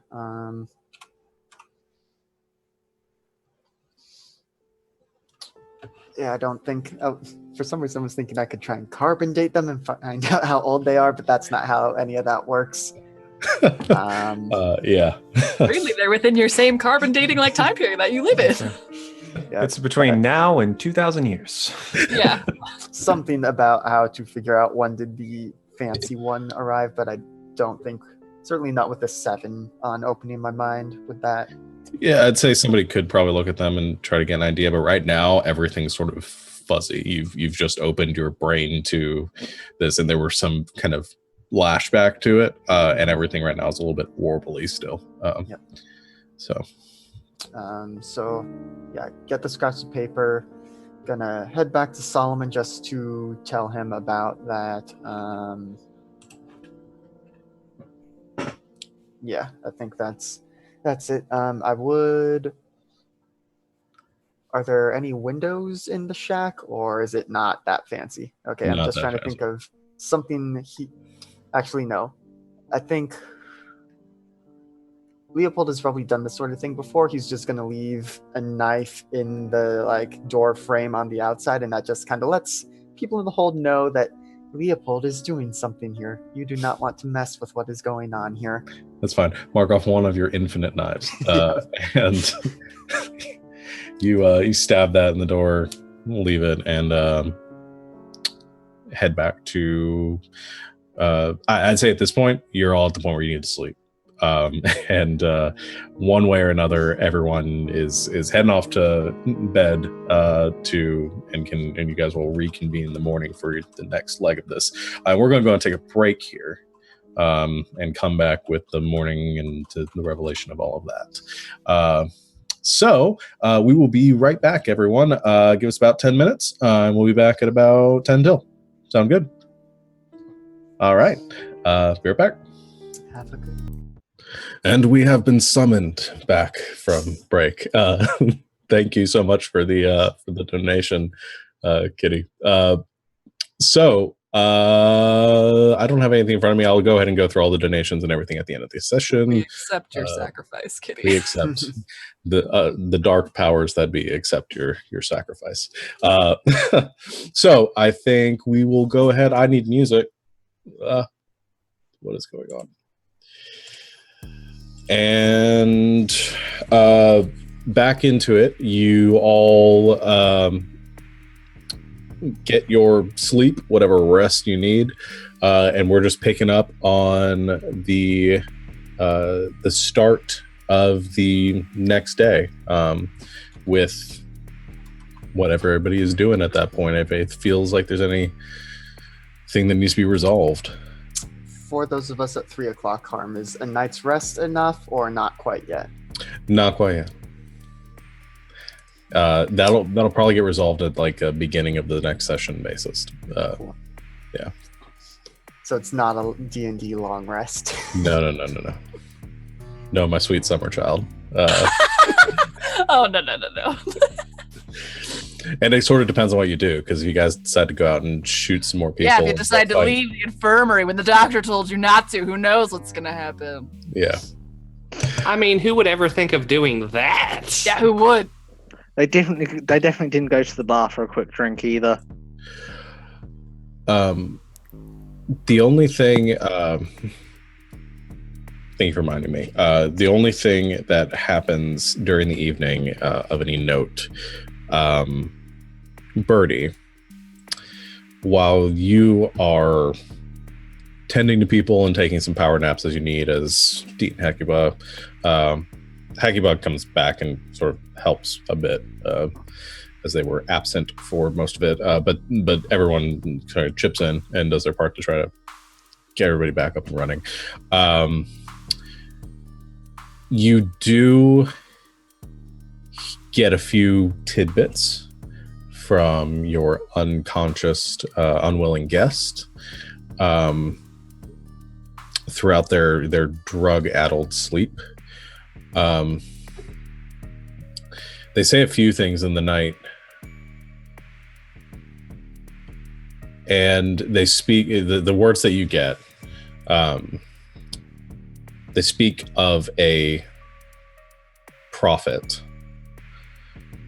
the word of the prophet. They speak of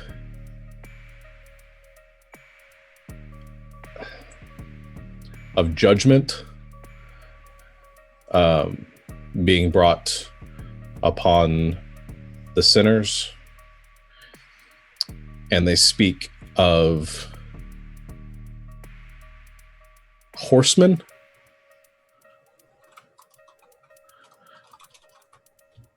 And that's what you get. Okay, thanks. You're welcome. Otherwise, you all awake. The sounds of the day-to-day activities, everything sort of coming back into a sense of normalcy within the train yard. You can hear people yelling and essentially going about their normal kind of miserable lives within this place, doing their work, pulling their weight as per the commands of Solomon. The gate is mostly repaired, is in a functional state now, though maybe not quite as secure or as fortified as it needs to be, and that's still being worked on. But it is up and is functioning and in a decent state at this point. Who has something to do in the morning? I do. All right, Tesla. That's just my day. So here's what Tesla does during the day. I want to spend as much of my day as I can. In the morning, I go down to the infirmary, where I assume Birdie already is, and She never left. and is working very hard, and help her out as much as I am able, which probably mostly consists of like sitting in the corner watching people. But I want to spend as much of my day there as I can. Every now and then I'll make a loop around, kind of walk around outside, make sure nobody's getting into any trouble, and get eyes on Leopold if I can, which he definitely knows that I'm doing.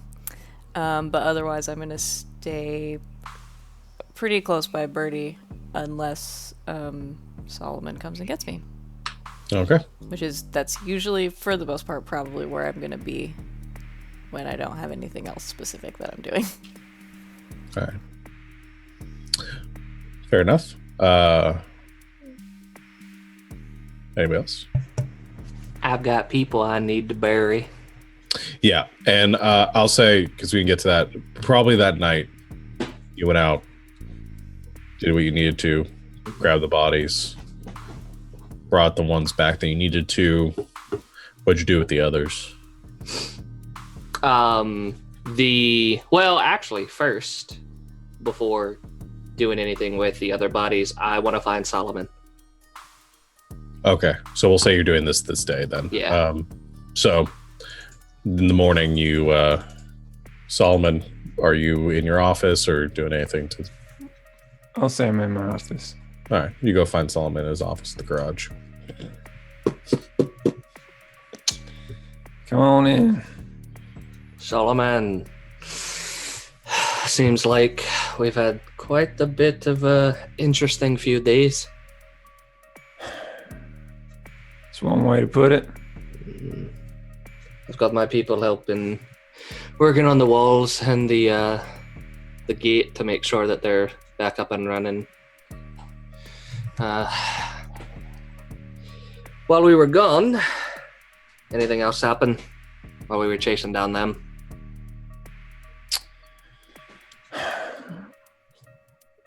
We saw some more black dogs in Vakken. It's like a plague. They never... No matter how many you killed, 4 of them take their fucking place.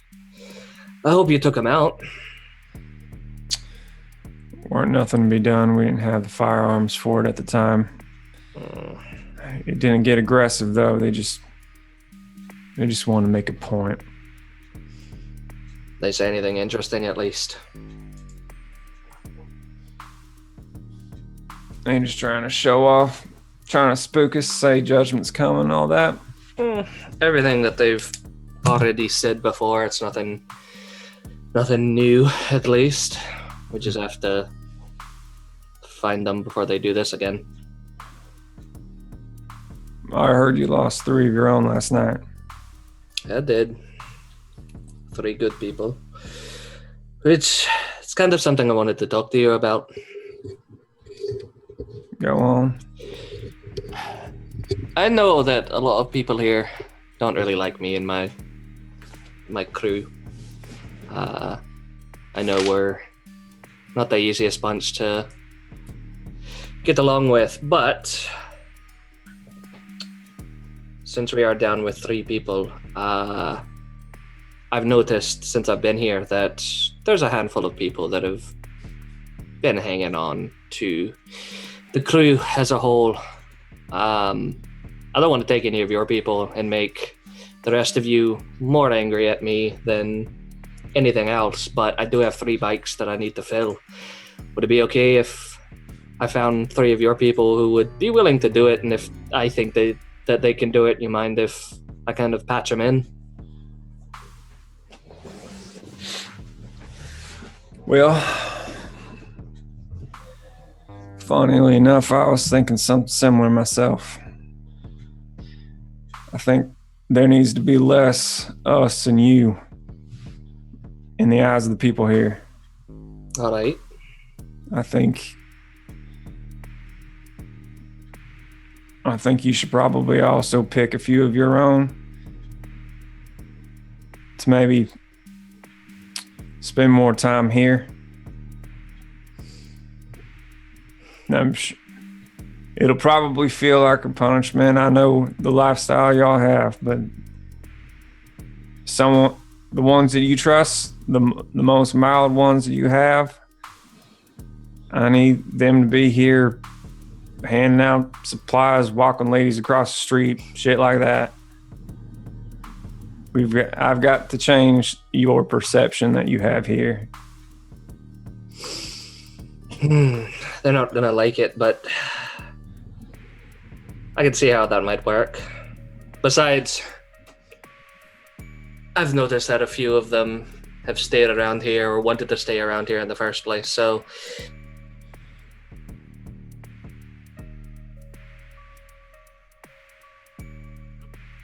Oh, frozen?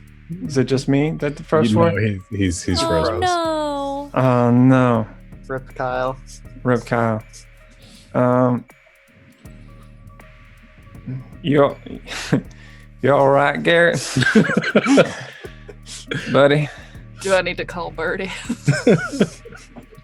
Leo just comes up, appears from behind. Whoops, sorry, was I not supposed to be doing that right now? Oh man, he's all practice, Solomon Father. Oh no. Yeah.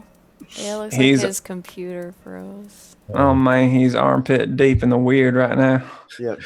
It's got to get going now. They're after his Lucky Charms. Oh Oh. jeez. Oh no! Ah! Where am I? Where are we? Who am I? We're all over the place. I'm gonna take us out very quickly. We see if we can Yeah, get so- Kyle back. Yeah. BRB! We'll be right back. And once again, the dark powers have granted our return from the depths beyond. Thank you all for bearing with us with the technical difficulty. Do you guys feel like finishing the scene that you were in? Do you remember where you were at, Solomon? Yeah, so you were saying something about old ladies, or was that me? You were saying something about him. you were saying something about old ladies. Well, I guess for me, I just call them ladies. Yeah. Yeah. No, but I've noticed a few of my crew that have wanted to stay around here a little bit more, so if they want to stay here and not do what I thought they would want to do, then perfect. And one more thing. Mhm. I know y'all may not be used to life in the hold, but and now bear in mind, I'm not accusing you or anything, but there's things going missing, and your lot is a natural target for suspicion here, and I need you to keep your people under control. If you know people that they can't control themselves, I want them out and doing it where it doesn't upset the balance here. I'm not looking to hang nobody. I just want peace here. I'll see what I can dig up. I'm not saying that we're doing it, but I'm not saying that someone might not be as well. But I know I get what you're trying to say, and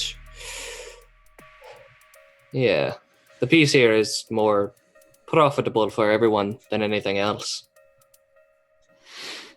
If it's my people, I'll find out too. Solomon, you see from over Garrett's shoulder, you can see the garage down below. You got a pretty good vantage point from your office.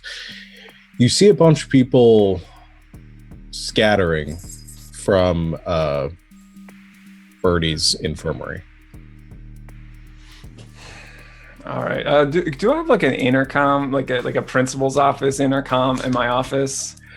I'm gonna say you probably have a jury-rigged like loudspeaker system that kind of sounds just warbled and almost incomprehensible, but you do have some way of communicating. Or maybe I can just like hit kind of an alert sound. I'll grab. I think I said I had am I allowed to have a revolver? Yeah. Okay. I strap on a revolver. I don't know if I want to be like. I don't know if I want the shoulder harness or a hip harness. I've been thinking hip this whole time, but yeah, just I'm like, what's this about? And I get up. I kind of assume that you'll follow me, but I don't invite you necessarily. When he gets up, like as he's looking at it, can I turn and see if it's any of my people or? Yeah, you turn as Solomon kind of pushes past you and opens up the door. You turn and you see there are a couple people of your crew that are kind of in the area. They are not scattering. Yeah, I'm gonna follow him. Okay. The two of you make your way down, and as you open the door and you make your way down there, you begin to hear yelling coming from there. You hear you probably hear Birdie yelling a bit. You hear some other voices yelling from inside. As you wheel around to Birdie's infirmary, you can see one of the recently patched up members of Garrett's gang has his hand in a sling.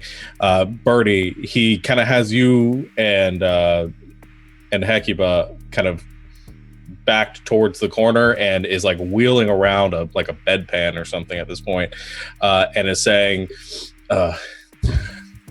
give me the fucking narcs. Narcotics. I'll burn this place down. Yeah, that's what they call it. Am I there? Can I heckin' club him with anesthesia, my beautiful bat? You can certainly try, yeah. Okay, great. If it was just me, it would have been fine, but he's threatening Hecuba, so this is gonna go bad. Oh gosh, it's a 6! All right. As you come towards him, you've got the syringe in one hand, and you are currently you try to run at him with it, and he just smacks you upside the head with the bedpan that he's currently holding. I'm going to say you do take one harm from that. Mm-hmm. And you sort of stagger and fall backwards. And he turns to one of the drawers in the room and just begins to rummage through things. At this point, could she do something? Hecuba is also. She's also very small. Yeah, she does. I'd say at that point, as you get hit up inside the head, she moves over towards, begins to try to shove him away, and he fights her, and they're kind of tussling at this point towards the center of the room as he's pulled one of the drawers from the shelf there. Yeah, Tesla, you hear this commotion. You're booking your way over here, but you getting caught up in the outpouring of people from this vicinity and are trying to push your way through. As you see Solomon and Garrett come downstairs. Solomon and Garrett, you kind of wheel around. Solomon, you're first, and you enter the room. Okay, do I have time to react again? I'm gonna. Sorry, Phoenix. I am actually in the infirmary. You're there. Wait, you came back? Yeah, I only wanted to go check my car out. Oh, I thought you were just leaving and being a butt. So, Phoenix, I guess you do have an opportunity to do something if you want to, or what's your aim here? I am going to, like, after his push down Birdie while it's rummaging through the drawers, I'm just gonna grab my Magnum, pull it out, just cock it, just point it out, and just say, "Now chill the fuck out. All Not right. in the mood for this." Go ahead and roll aggro.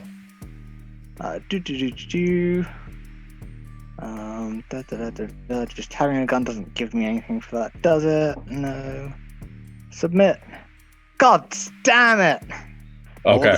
It's happening. It's bouncing out now. As I love it. As you pull the gun out and aim towards him, as you extend your arm out, there's this just shooting pain through your shoulder at that point, and you wince, the gun falling loose in your hand. Hecuba pushes this thug backwards, stumbles into you, and as the two of you kind of stumble into each other, sees the gun in your hand and just rips it from your hand, points it across the room towards Birdie. Am I in the room? Solomon's in first. Okay. I'd like to react later whenever I can. Yeah, I'm going to do this one at a time. So Solomon, you get in here. Just you're still reeling from. Oh, he pulled a gun on Birdie? Yeah, he's got the gun on Birdie right now. Well, that forces my hand. Oh no, don't hurt him. Yeah, I'm gonna shoot him. I can fix this. Well, yeah, I'm gonna shoot him. I Okay. didn't want to do this, but I'm gonna go for body shots, like center mass. I don't know what to roll.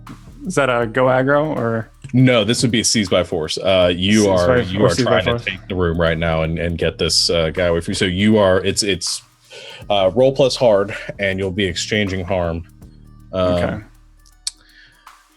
I rolled an 11. Okay, so you get to pick two from, or no, three from that list. What list? What? Seize by force is under the combat moves. Oh, yes. Sorry. I've never done this. No, that's fine. Okay. Combat move, seize by force, picking up. Okay. So you take, what is definite and undeniable control of it? Is this the target? This is, you are, whatever you're trying to control in this, which is essentially the room you're trying to, I assume your goal here is to protect Birdie. Yes. Okay. You're going to take control of this situation. You're going All to keep him from hurting Birdie. Terrible harm, definite undeniable control, and want to frighten and impress aren't totally saying what I wanted to say, but I'm trying to show my people that I'm laying down the law, that I can control Garrett's dogs when they get out of line. So maybe impress, or maybe it depends. I like it. So here's what happens. First of all, Phoenix, what kind of gun was it again? Magnum. Okay. Do you have the damage for that? I believe it is 3 harm. Okay, 3 harm, just generally. Yeah, 3 harm, close, reload, loud. All right. So here's how this plays out. Solomon, you come into the room, you see him with the gun on Birdie at this point. Without missing a beat, draw your. You said you had a revolver or magnum or something along those lines as well. Point center mass at him as you do, and he sees you come in. He actually wheels around in your direction and takes a shot towards you. Both of you firing at the same time. He clips you pretty good, just about center abdomen. So you do take 3 harm from that. Okay. However, you blow a hole through his chest. He is dead, beyond dead at this point. Just drops like a sack of rocks in the center of the room. Falls into one of the beds there, the cots there, nearly knocks it over. The patient that was on it kind of falling over onto the floor. Blood splattered across the back of the room. And as this happens, the gunshot rings out. You stagger this one. I'm going to say with what you roll, I'm not going to make you roll harm because you took definite control of the situation with your intent to impress, dismay, frighten. Everything just goes silent as this gunshot rings out and everyone sees this exchange.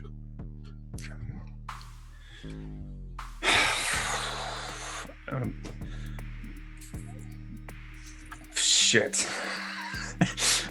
I would like to tempt Solomon. I think probably keep your arms linked for a little bit. And just like, you all right, Birdie? I'd say Birdie's probably like shaking. Like I've probably like I hit the wall and slid to the floor, right? Like I hit my head.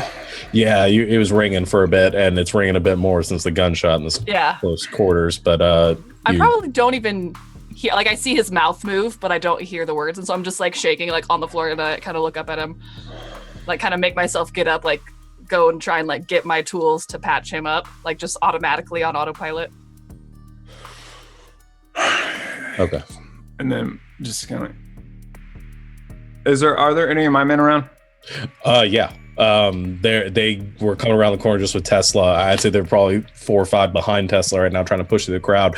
The crowd, everybody has stopped moving at this point. Okay. And you see Tesla and a few of them behind, watching wide-eyed.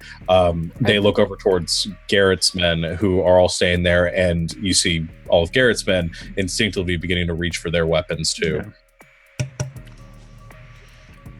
You gonna do anything, Ryan? Oh, I mean, you can react to that right now, and then I think like while you see that going on, probably just like leaning against something for a second, and probably still holding my magnum, and just kind of just breathing a bit. So yeah, you have time to react. Okay. I don't say anything for a minute. Because they're all there and instantly reaching for weapons, can I do my... Go ahead. No. I kind of the situation here is, and just in case it changed anything. So they all, as soon as the gunshots went off, they all sort of reached for the weapons at first, and then seeing kind of Solomon there, you notice them sort of, they all hesitate for a moment. They see you. You can try to do something. Okay. But because they're hesitating, I'm just gonna cut eyes and be like, "Don't you fucking think about it." All right. With that is enough for them to back off, not seeing to get the go ahead from you or any sort of sign from you. They all put their hands up and away from their weapons. Solomon, your men, and Tesla come pushing through the crowd. They're all a little on edge, but nobody's drawn a gun or anything at this point. Show's over. If y'all don't need to be here, get out. And I'm saying that if anyone's kind of just like ogling. Yeah. Okay. The crowd of just randos, the NPCs all scatter. Yeah. And a few of your men back off. Cask, who's made his way up behind Tesla, kind of sticks back and stays there with seeing Tesla staying a bit. Motions the other men to leave, but kind of stays in the vicinity. How much harm did Solomon take? Can I help him? I took 3 harm. I would like to help him immediately. I guess I'll without looking at Garrett, honestly. I didn't want to have to do that. No, you did the right thing. As soon as he struck the little sparrow, his life was over. Blood trickles down my face. I come busting in the room. Dramatically. Got like 6 guns. She's like, I am holding all my guns. No, I'm just kidding. I probably got my shotgun though.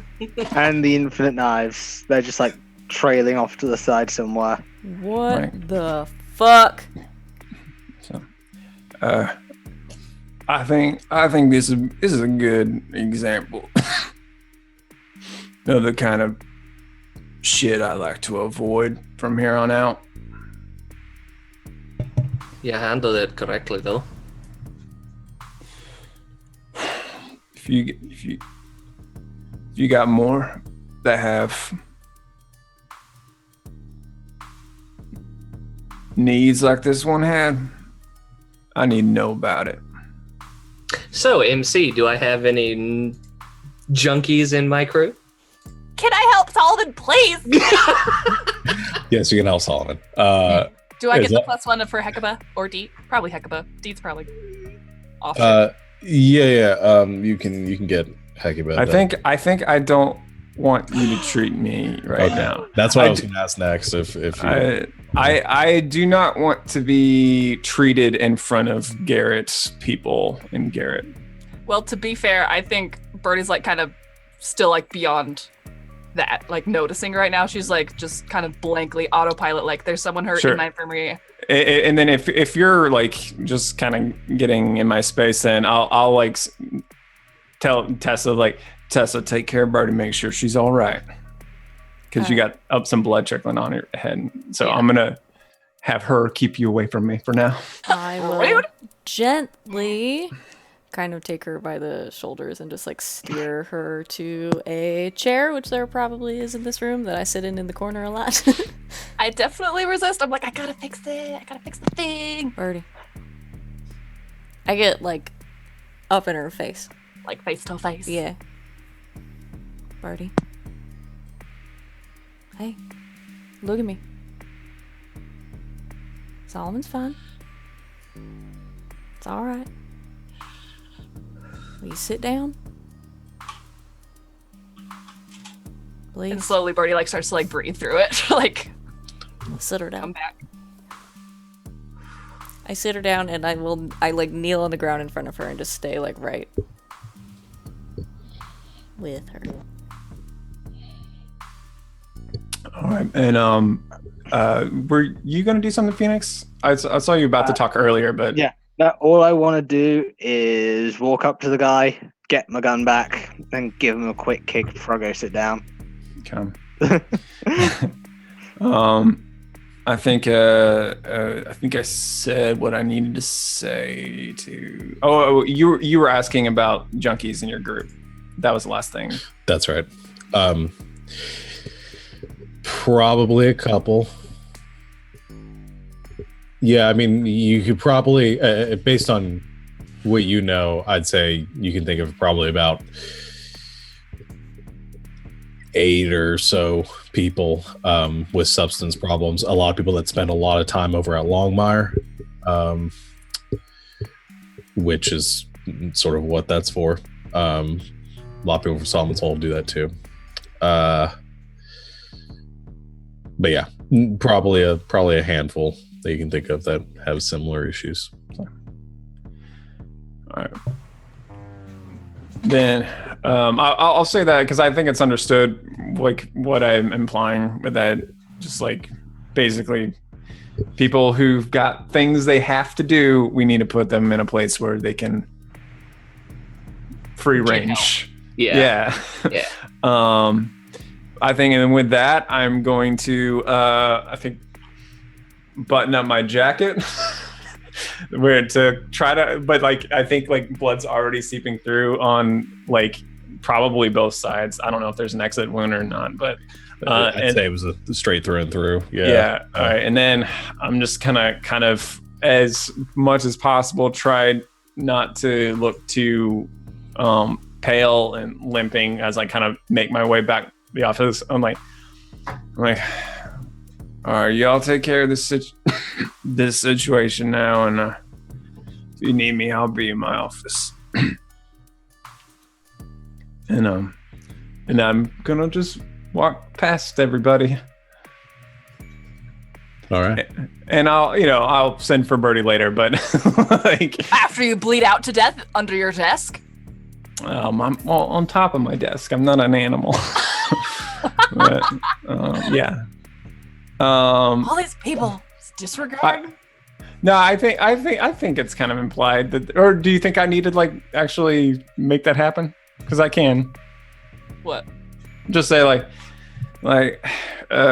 Tesla, when you're done looking over Birdie, maybe I'd like to see you both in my office to talk about things. You got it. This hole in my colon. Yeah. All right. But He's not in like immediate danger of like dying, right? He did 3 harm immediately. Well, he's still stable. It's just 3 though. I don't know what these Isn't 3 mean. the 3 That's 9 o'clock ticks? harm. See, It's I'm 9 o'clock. confused That's why about the I was numbers. in so much trouble. Yeah, no, he's. I thought pretty you meant bad 3 now. like the number 3, not 3 ticks no, up to no. like 3 ticks. million. 3 ticks. Yeah. Good So grief. 3 ticks is like a quarter, right? A quarter off, or am I reading this wrong? No, No, you reading it take off wrong. 3/4. Huh? You go each. When I say 3 harm, you're ticking 3 of the little pie So you're at 9. pieces. Oh, gotcha. All right. So never mind. Gotcha. 3/4 dead, only 1/4 alive. Okay, then I don't know that I can walk off then. I kind of. Yeah, I was giving it to you because of what you chose with the impress, dismay, frighten as an option.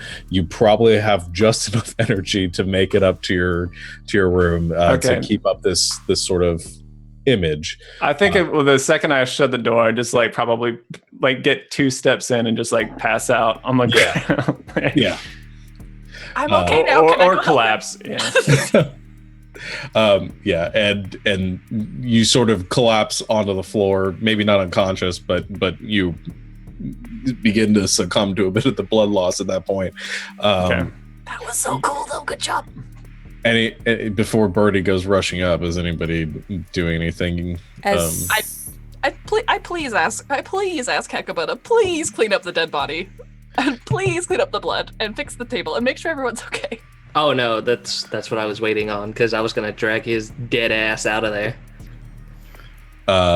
That's fine. Yeah, you're able to do that with your guys, Garrett. Oh no. I mean, like, I want to do it like as a show to grab him and grab my people and have a talk about all this. Yeah. Okay. So that's what I mean. You're able to get him out of there and bring him outside, bring the body outside, and Hecuba says, "Yeah, go take care of him.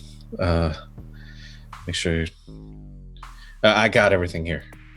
Can we tend to her head first? Tesla, it's okay.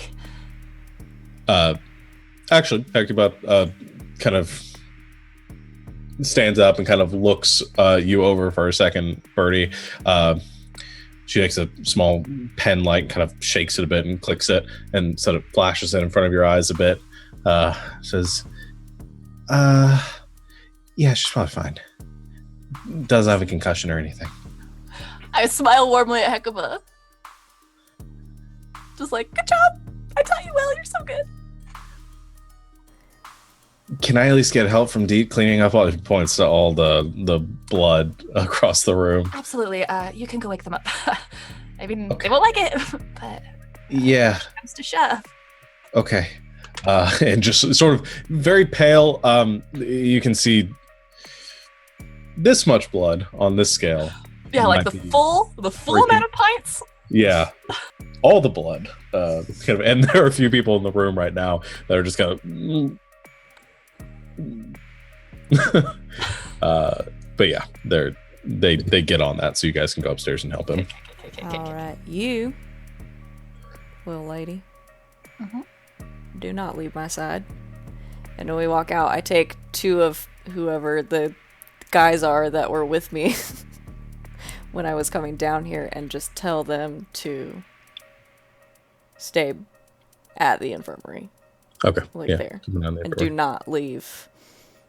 Yeah. Hecuba and Deet alone. All right. Also, please don't touch anything. Stand outside the door. Also, stay outside. Like, don't touch. The curtain part. Don't go in there. We're just gonna have them stand outside, just in case. Also, thank you. You guys are great people. You take her up to Solomon. Okay. You make your way up to Solomon, and you see him slumped on the floor, almost unconscious. Blood pooling across his nice shag carpet or whatever he's got up there. You're muted, Ryan. In Zoom. I think maybe he's like sitting, sitting on the floor, but kind of like unconscious, like, but like his back against like the front of his desk, like, and then just kind of like, but yeah, there's like a lot. I think probably a worrying amount of blood to trail at the top of the platform. Yeah. So you can spend some stock to try to heal. I'm gonna do the full 3 amount. The full 3. The max 3 that I can do. Oh wow. Okay. I mean, I don't have Hecuba or Deet here, so. No. Yeah. That's a 9. It's a really good thing I spent 3. That is a good thing you spent 3, because that would have been a fail. He dies. Well, would have taken 1 harm instead, so you might have died. Yeah.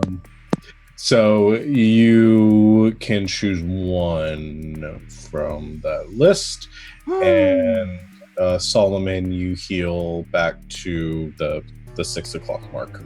Okay. What do I want to choose? Man.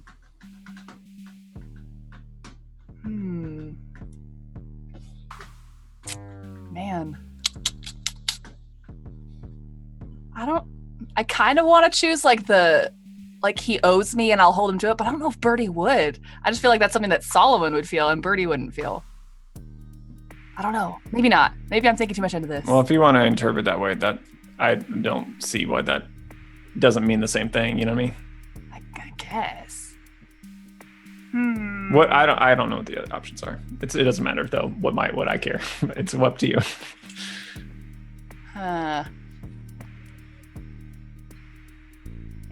Yeah. Solomon owes me one. Okay. Okay. So you guys are working on that. You get him patched up, so you're a little bit better. Saul. Is he conscious? Yeah, he's conscious. Okay. Let's go to what Garrett was going to do.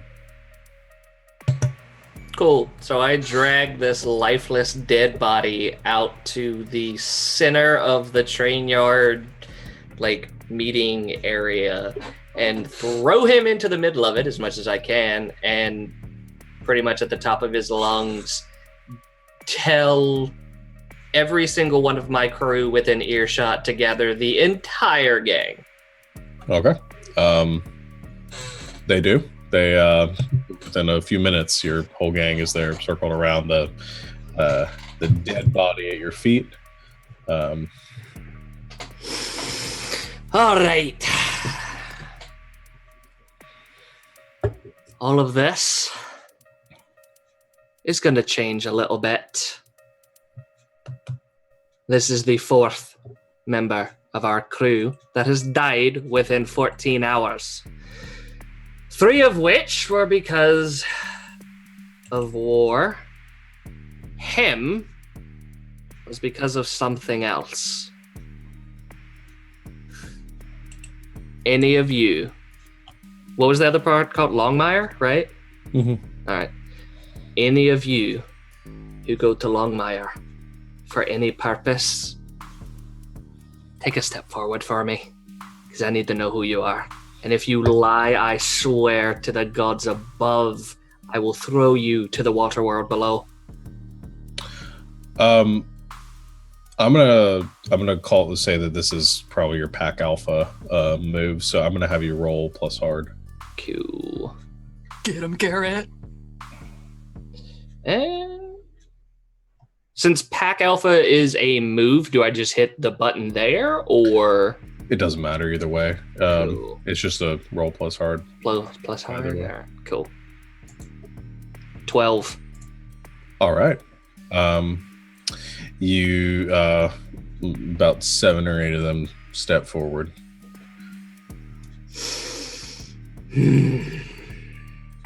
Right. I know we've not been in a place like this for a long time. I'm gonna ask just one thing. Which one are you choosing from that list? Oh.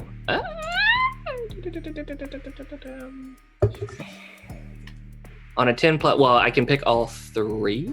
Oh, that's right. You get plus all 3. So never mind. Continue. Yeah, cool. I know we haven't been here. We're in a place like this for a long time, but the rules have to change. We're here for a reason. These people took us in. We've been doing well.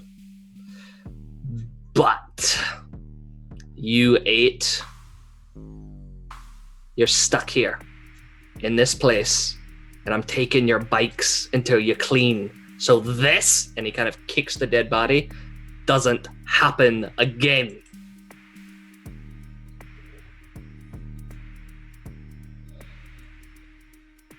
That little sparrow saves us all.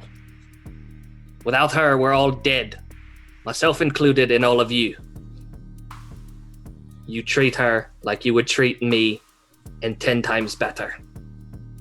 You strike her again. If Solomon doesn't put you out, I will. And just know that Solomon will just kill you. I'll drag you behind my bike and leave you in the wastelands. Now, does anyone have questions? The 8 that are kind of standing there in front of the others kind of shift uncomfortably and look around to the others in the gang, who all just either look at their feet or look to each other, but don't say anything. Right. So for now, go to the infirmary, stay outside, and sit your narc asses down until Birdie can fix you. Go. All right. They go. The rest of you.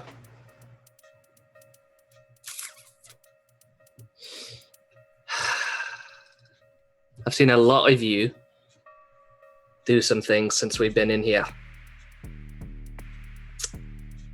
I'm not going to name names. I'm not going to point anyone out. But just know that the people here are seeing what you're doing. And if this, again, kicks the dead body, if this doesn't get it through your head that they're going to try, if you keep doing what you're doing, they're going to try to kick us out, and then where will we be? Just know that they're watching, and so am I. So if I get the word of anyone taking supplies from anyone, you'll deal with me as well. Go fix the walls.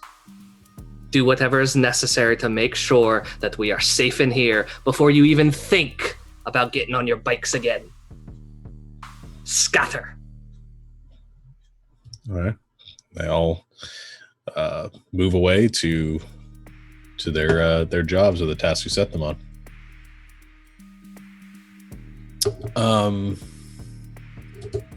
What are Phoenix and Leo doing at this point?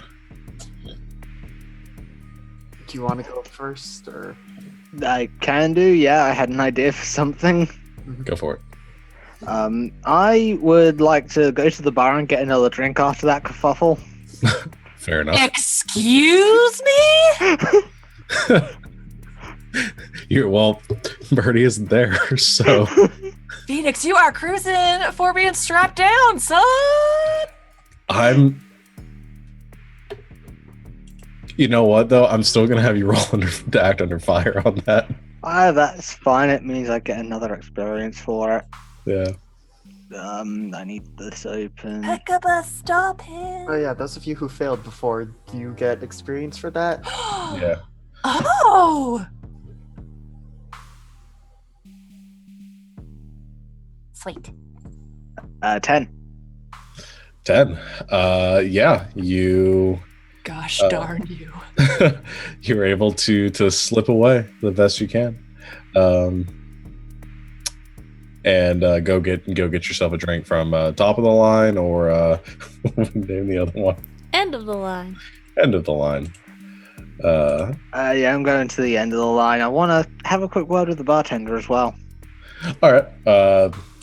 You walk into the bar.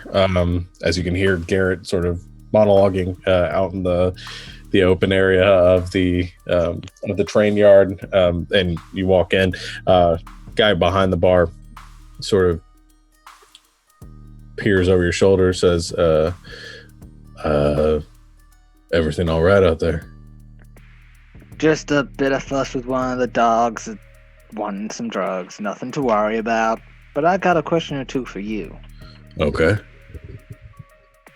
Remember our sad second here yesterday, name of Ollie?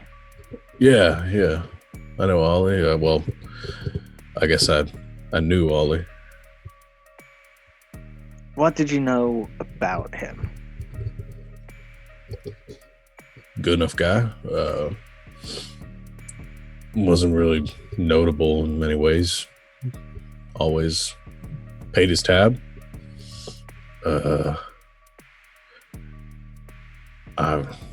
I said I know he had a boy. Cared a lot about him.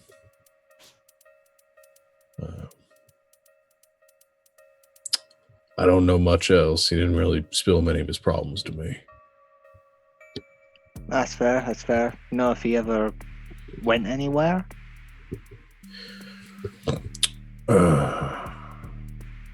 Well, I don't like getting up in people's business. It's just sort of happens, I guess. A few folks around here told me he'd been spending a lot more time out at Longmire. Good to know.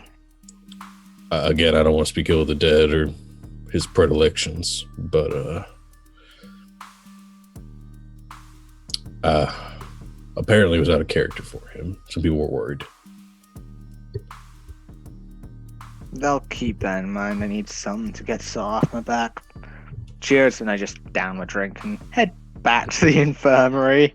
All right. Leo, what are you doing? So, just establishing a little bit, he was up in the rafters for the whole infirmary kerfuffle, waiting to see if he needed to do something, but realized, Solomon needed to make a statement given everything that's been going on. Saw that he was being tended to, went to go observe. Kyle, telling off his gang, has very much committed those 7 or 8 members to memory. But then after that, oh geez, what is there to do? Do you think he would have gone to the infirmary and saw the kind of mess there, or? I mean, yeah, he saw everything that went down in there. But I think seeing that that's being cleaned up by Birdie's helpers, seeing that the Garrett's gang is off doing stuff. I mean, he still wants to go give Farmer Ford the salts, but Gonna need a ride for that. yeah. Although maybe it's a question of, I think after yeah, I think what he does is after Garrett has done his little speech and the gang has scattered, he'll just sort of hop down from whatever perch he was on, approach Garrett and just say, "Might I borrow one of those bikes? I have an errand to run." Where are we when he just appears? You're still more or less in the middle of the train yard. Okay. I think everyone scatters, and suddenly Leo's just right behind you. You need one of the bikes. Where are you going? To go visit the farmer we saw the other day. Still some unfinished business there. You're welcome to accompany me if you want to make sure I take good care of the bike. He looks around at all the people that are probably still within earshot. Yeah, I've got a few that you could probably handle. Let's go. Okay. So you guys tend to tend to Solomon. For the most part, he is looking a lot better now. No serious internal damage. He looks like he'll heal with time. Yeah. At this point, yeah, it doesn't seem like it hit anything bad. That's what I thought. Yeah. You make your way down to the infirmary with Tesla in tow. The two of you walk into the room, and I mean, the blood is still everywhere. It's mostly wiped up, but it's stained, and Hecuba's currently got a scrub brush and is trying to scrub off the tile. And Deet is cleaning up some of the shelves and getting everything put back to where it needs to go. And as the two of you enter the room, and Deet turns to you and starts to say something, you hear a chuckle, like a throaty laugh from the cot where the prisoner is currently tied up. And you look over and you see this kind of dirty looking fellow, still in the blacks and with the red skull and still in the garb for the most part of the Black Dogs. Looks around the room, seeing the blood everywhere,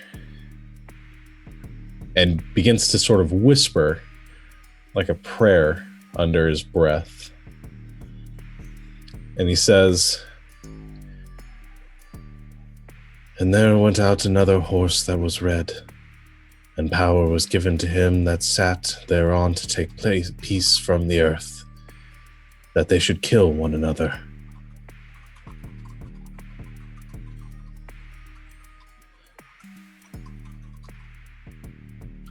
Sorry, I was taking notes. And he just looks up at you and smiles. And that's where we'll go ahead and call our session for today, and pick up with that next time. But before we call everything off, we gotta do the hex thing first. So let's go ahead and get that done. So if everybody needs a second to collect their notes and get that pulled up, I'll give you that. Yeah, so clarifying for this, we're saying who our character knows better, or who we think the other character knows ours better. It's you are marking who you think knows you better. So Leo, you are telling us who you think knows you a little bit better from what happens today. And I'll start with Leo, actually, since you're actually the first on my list here. So Leo, who knows you a little better, a little bit worse than they did last time?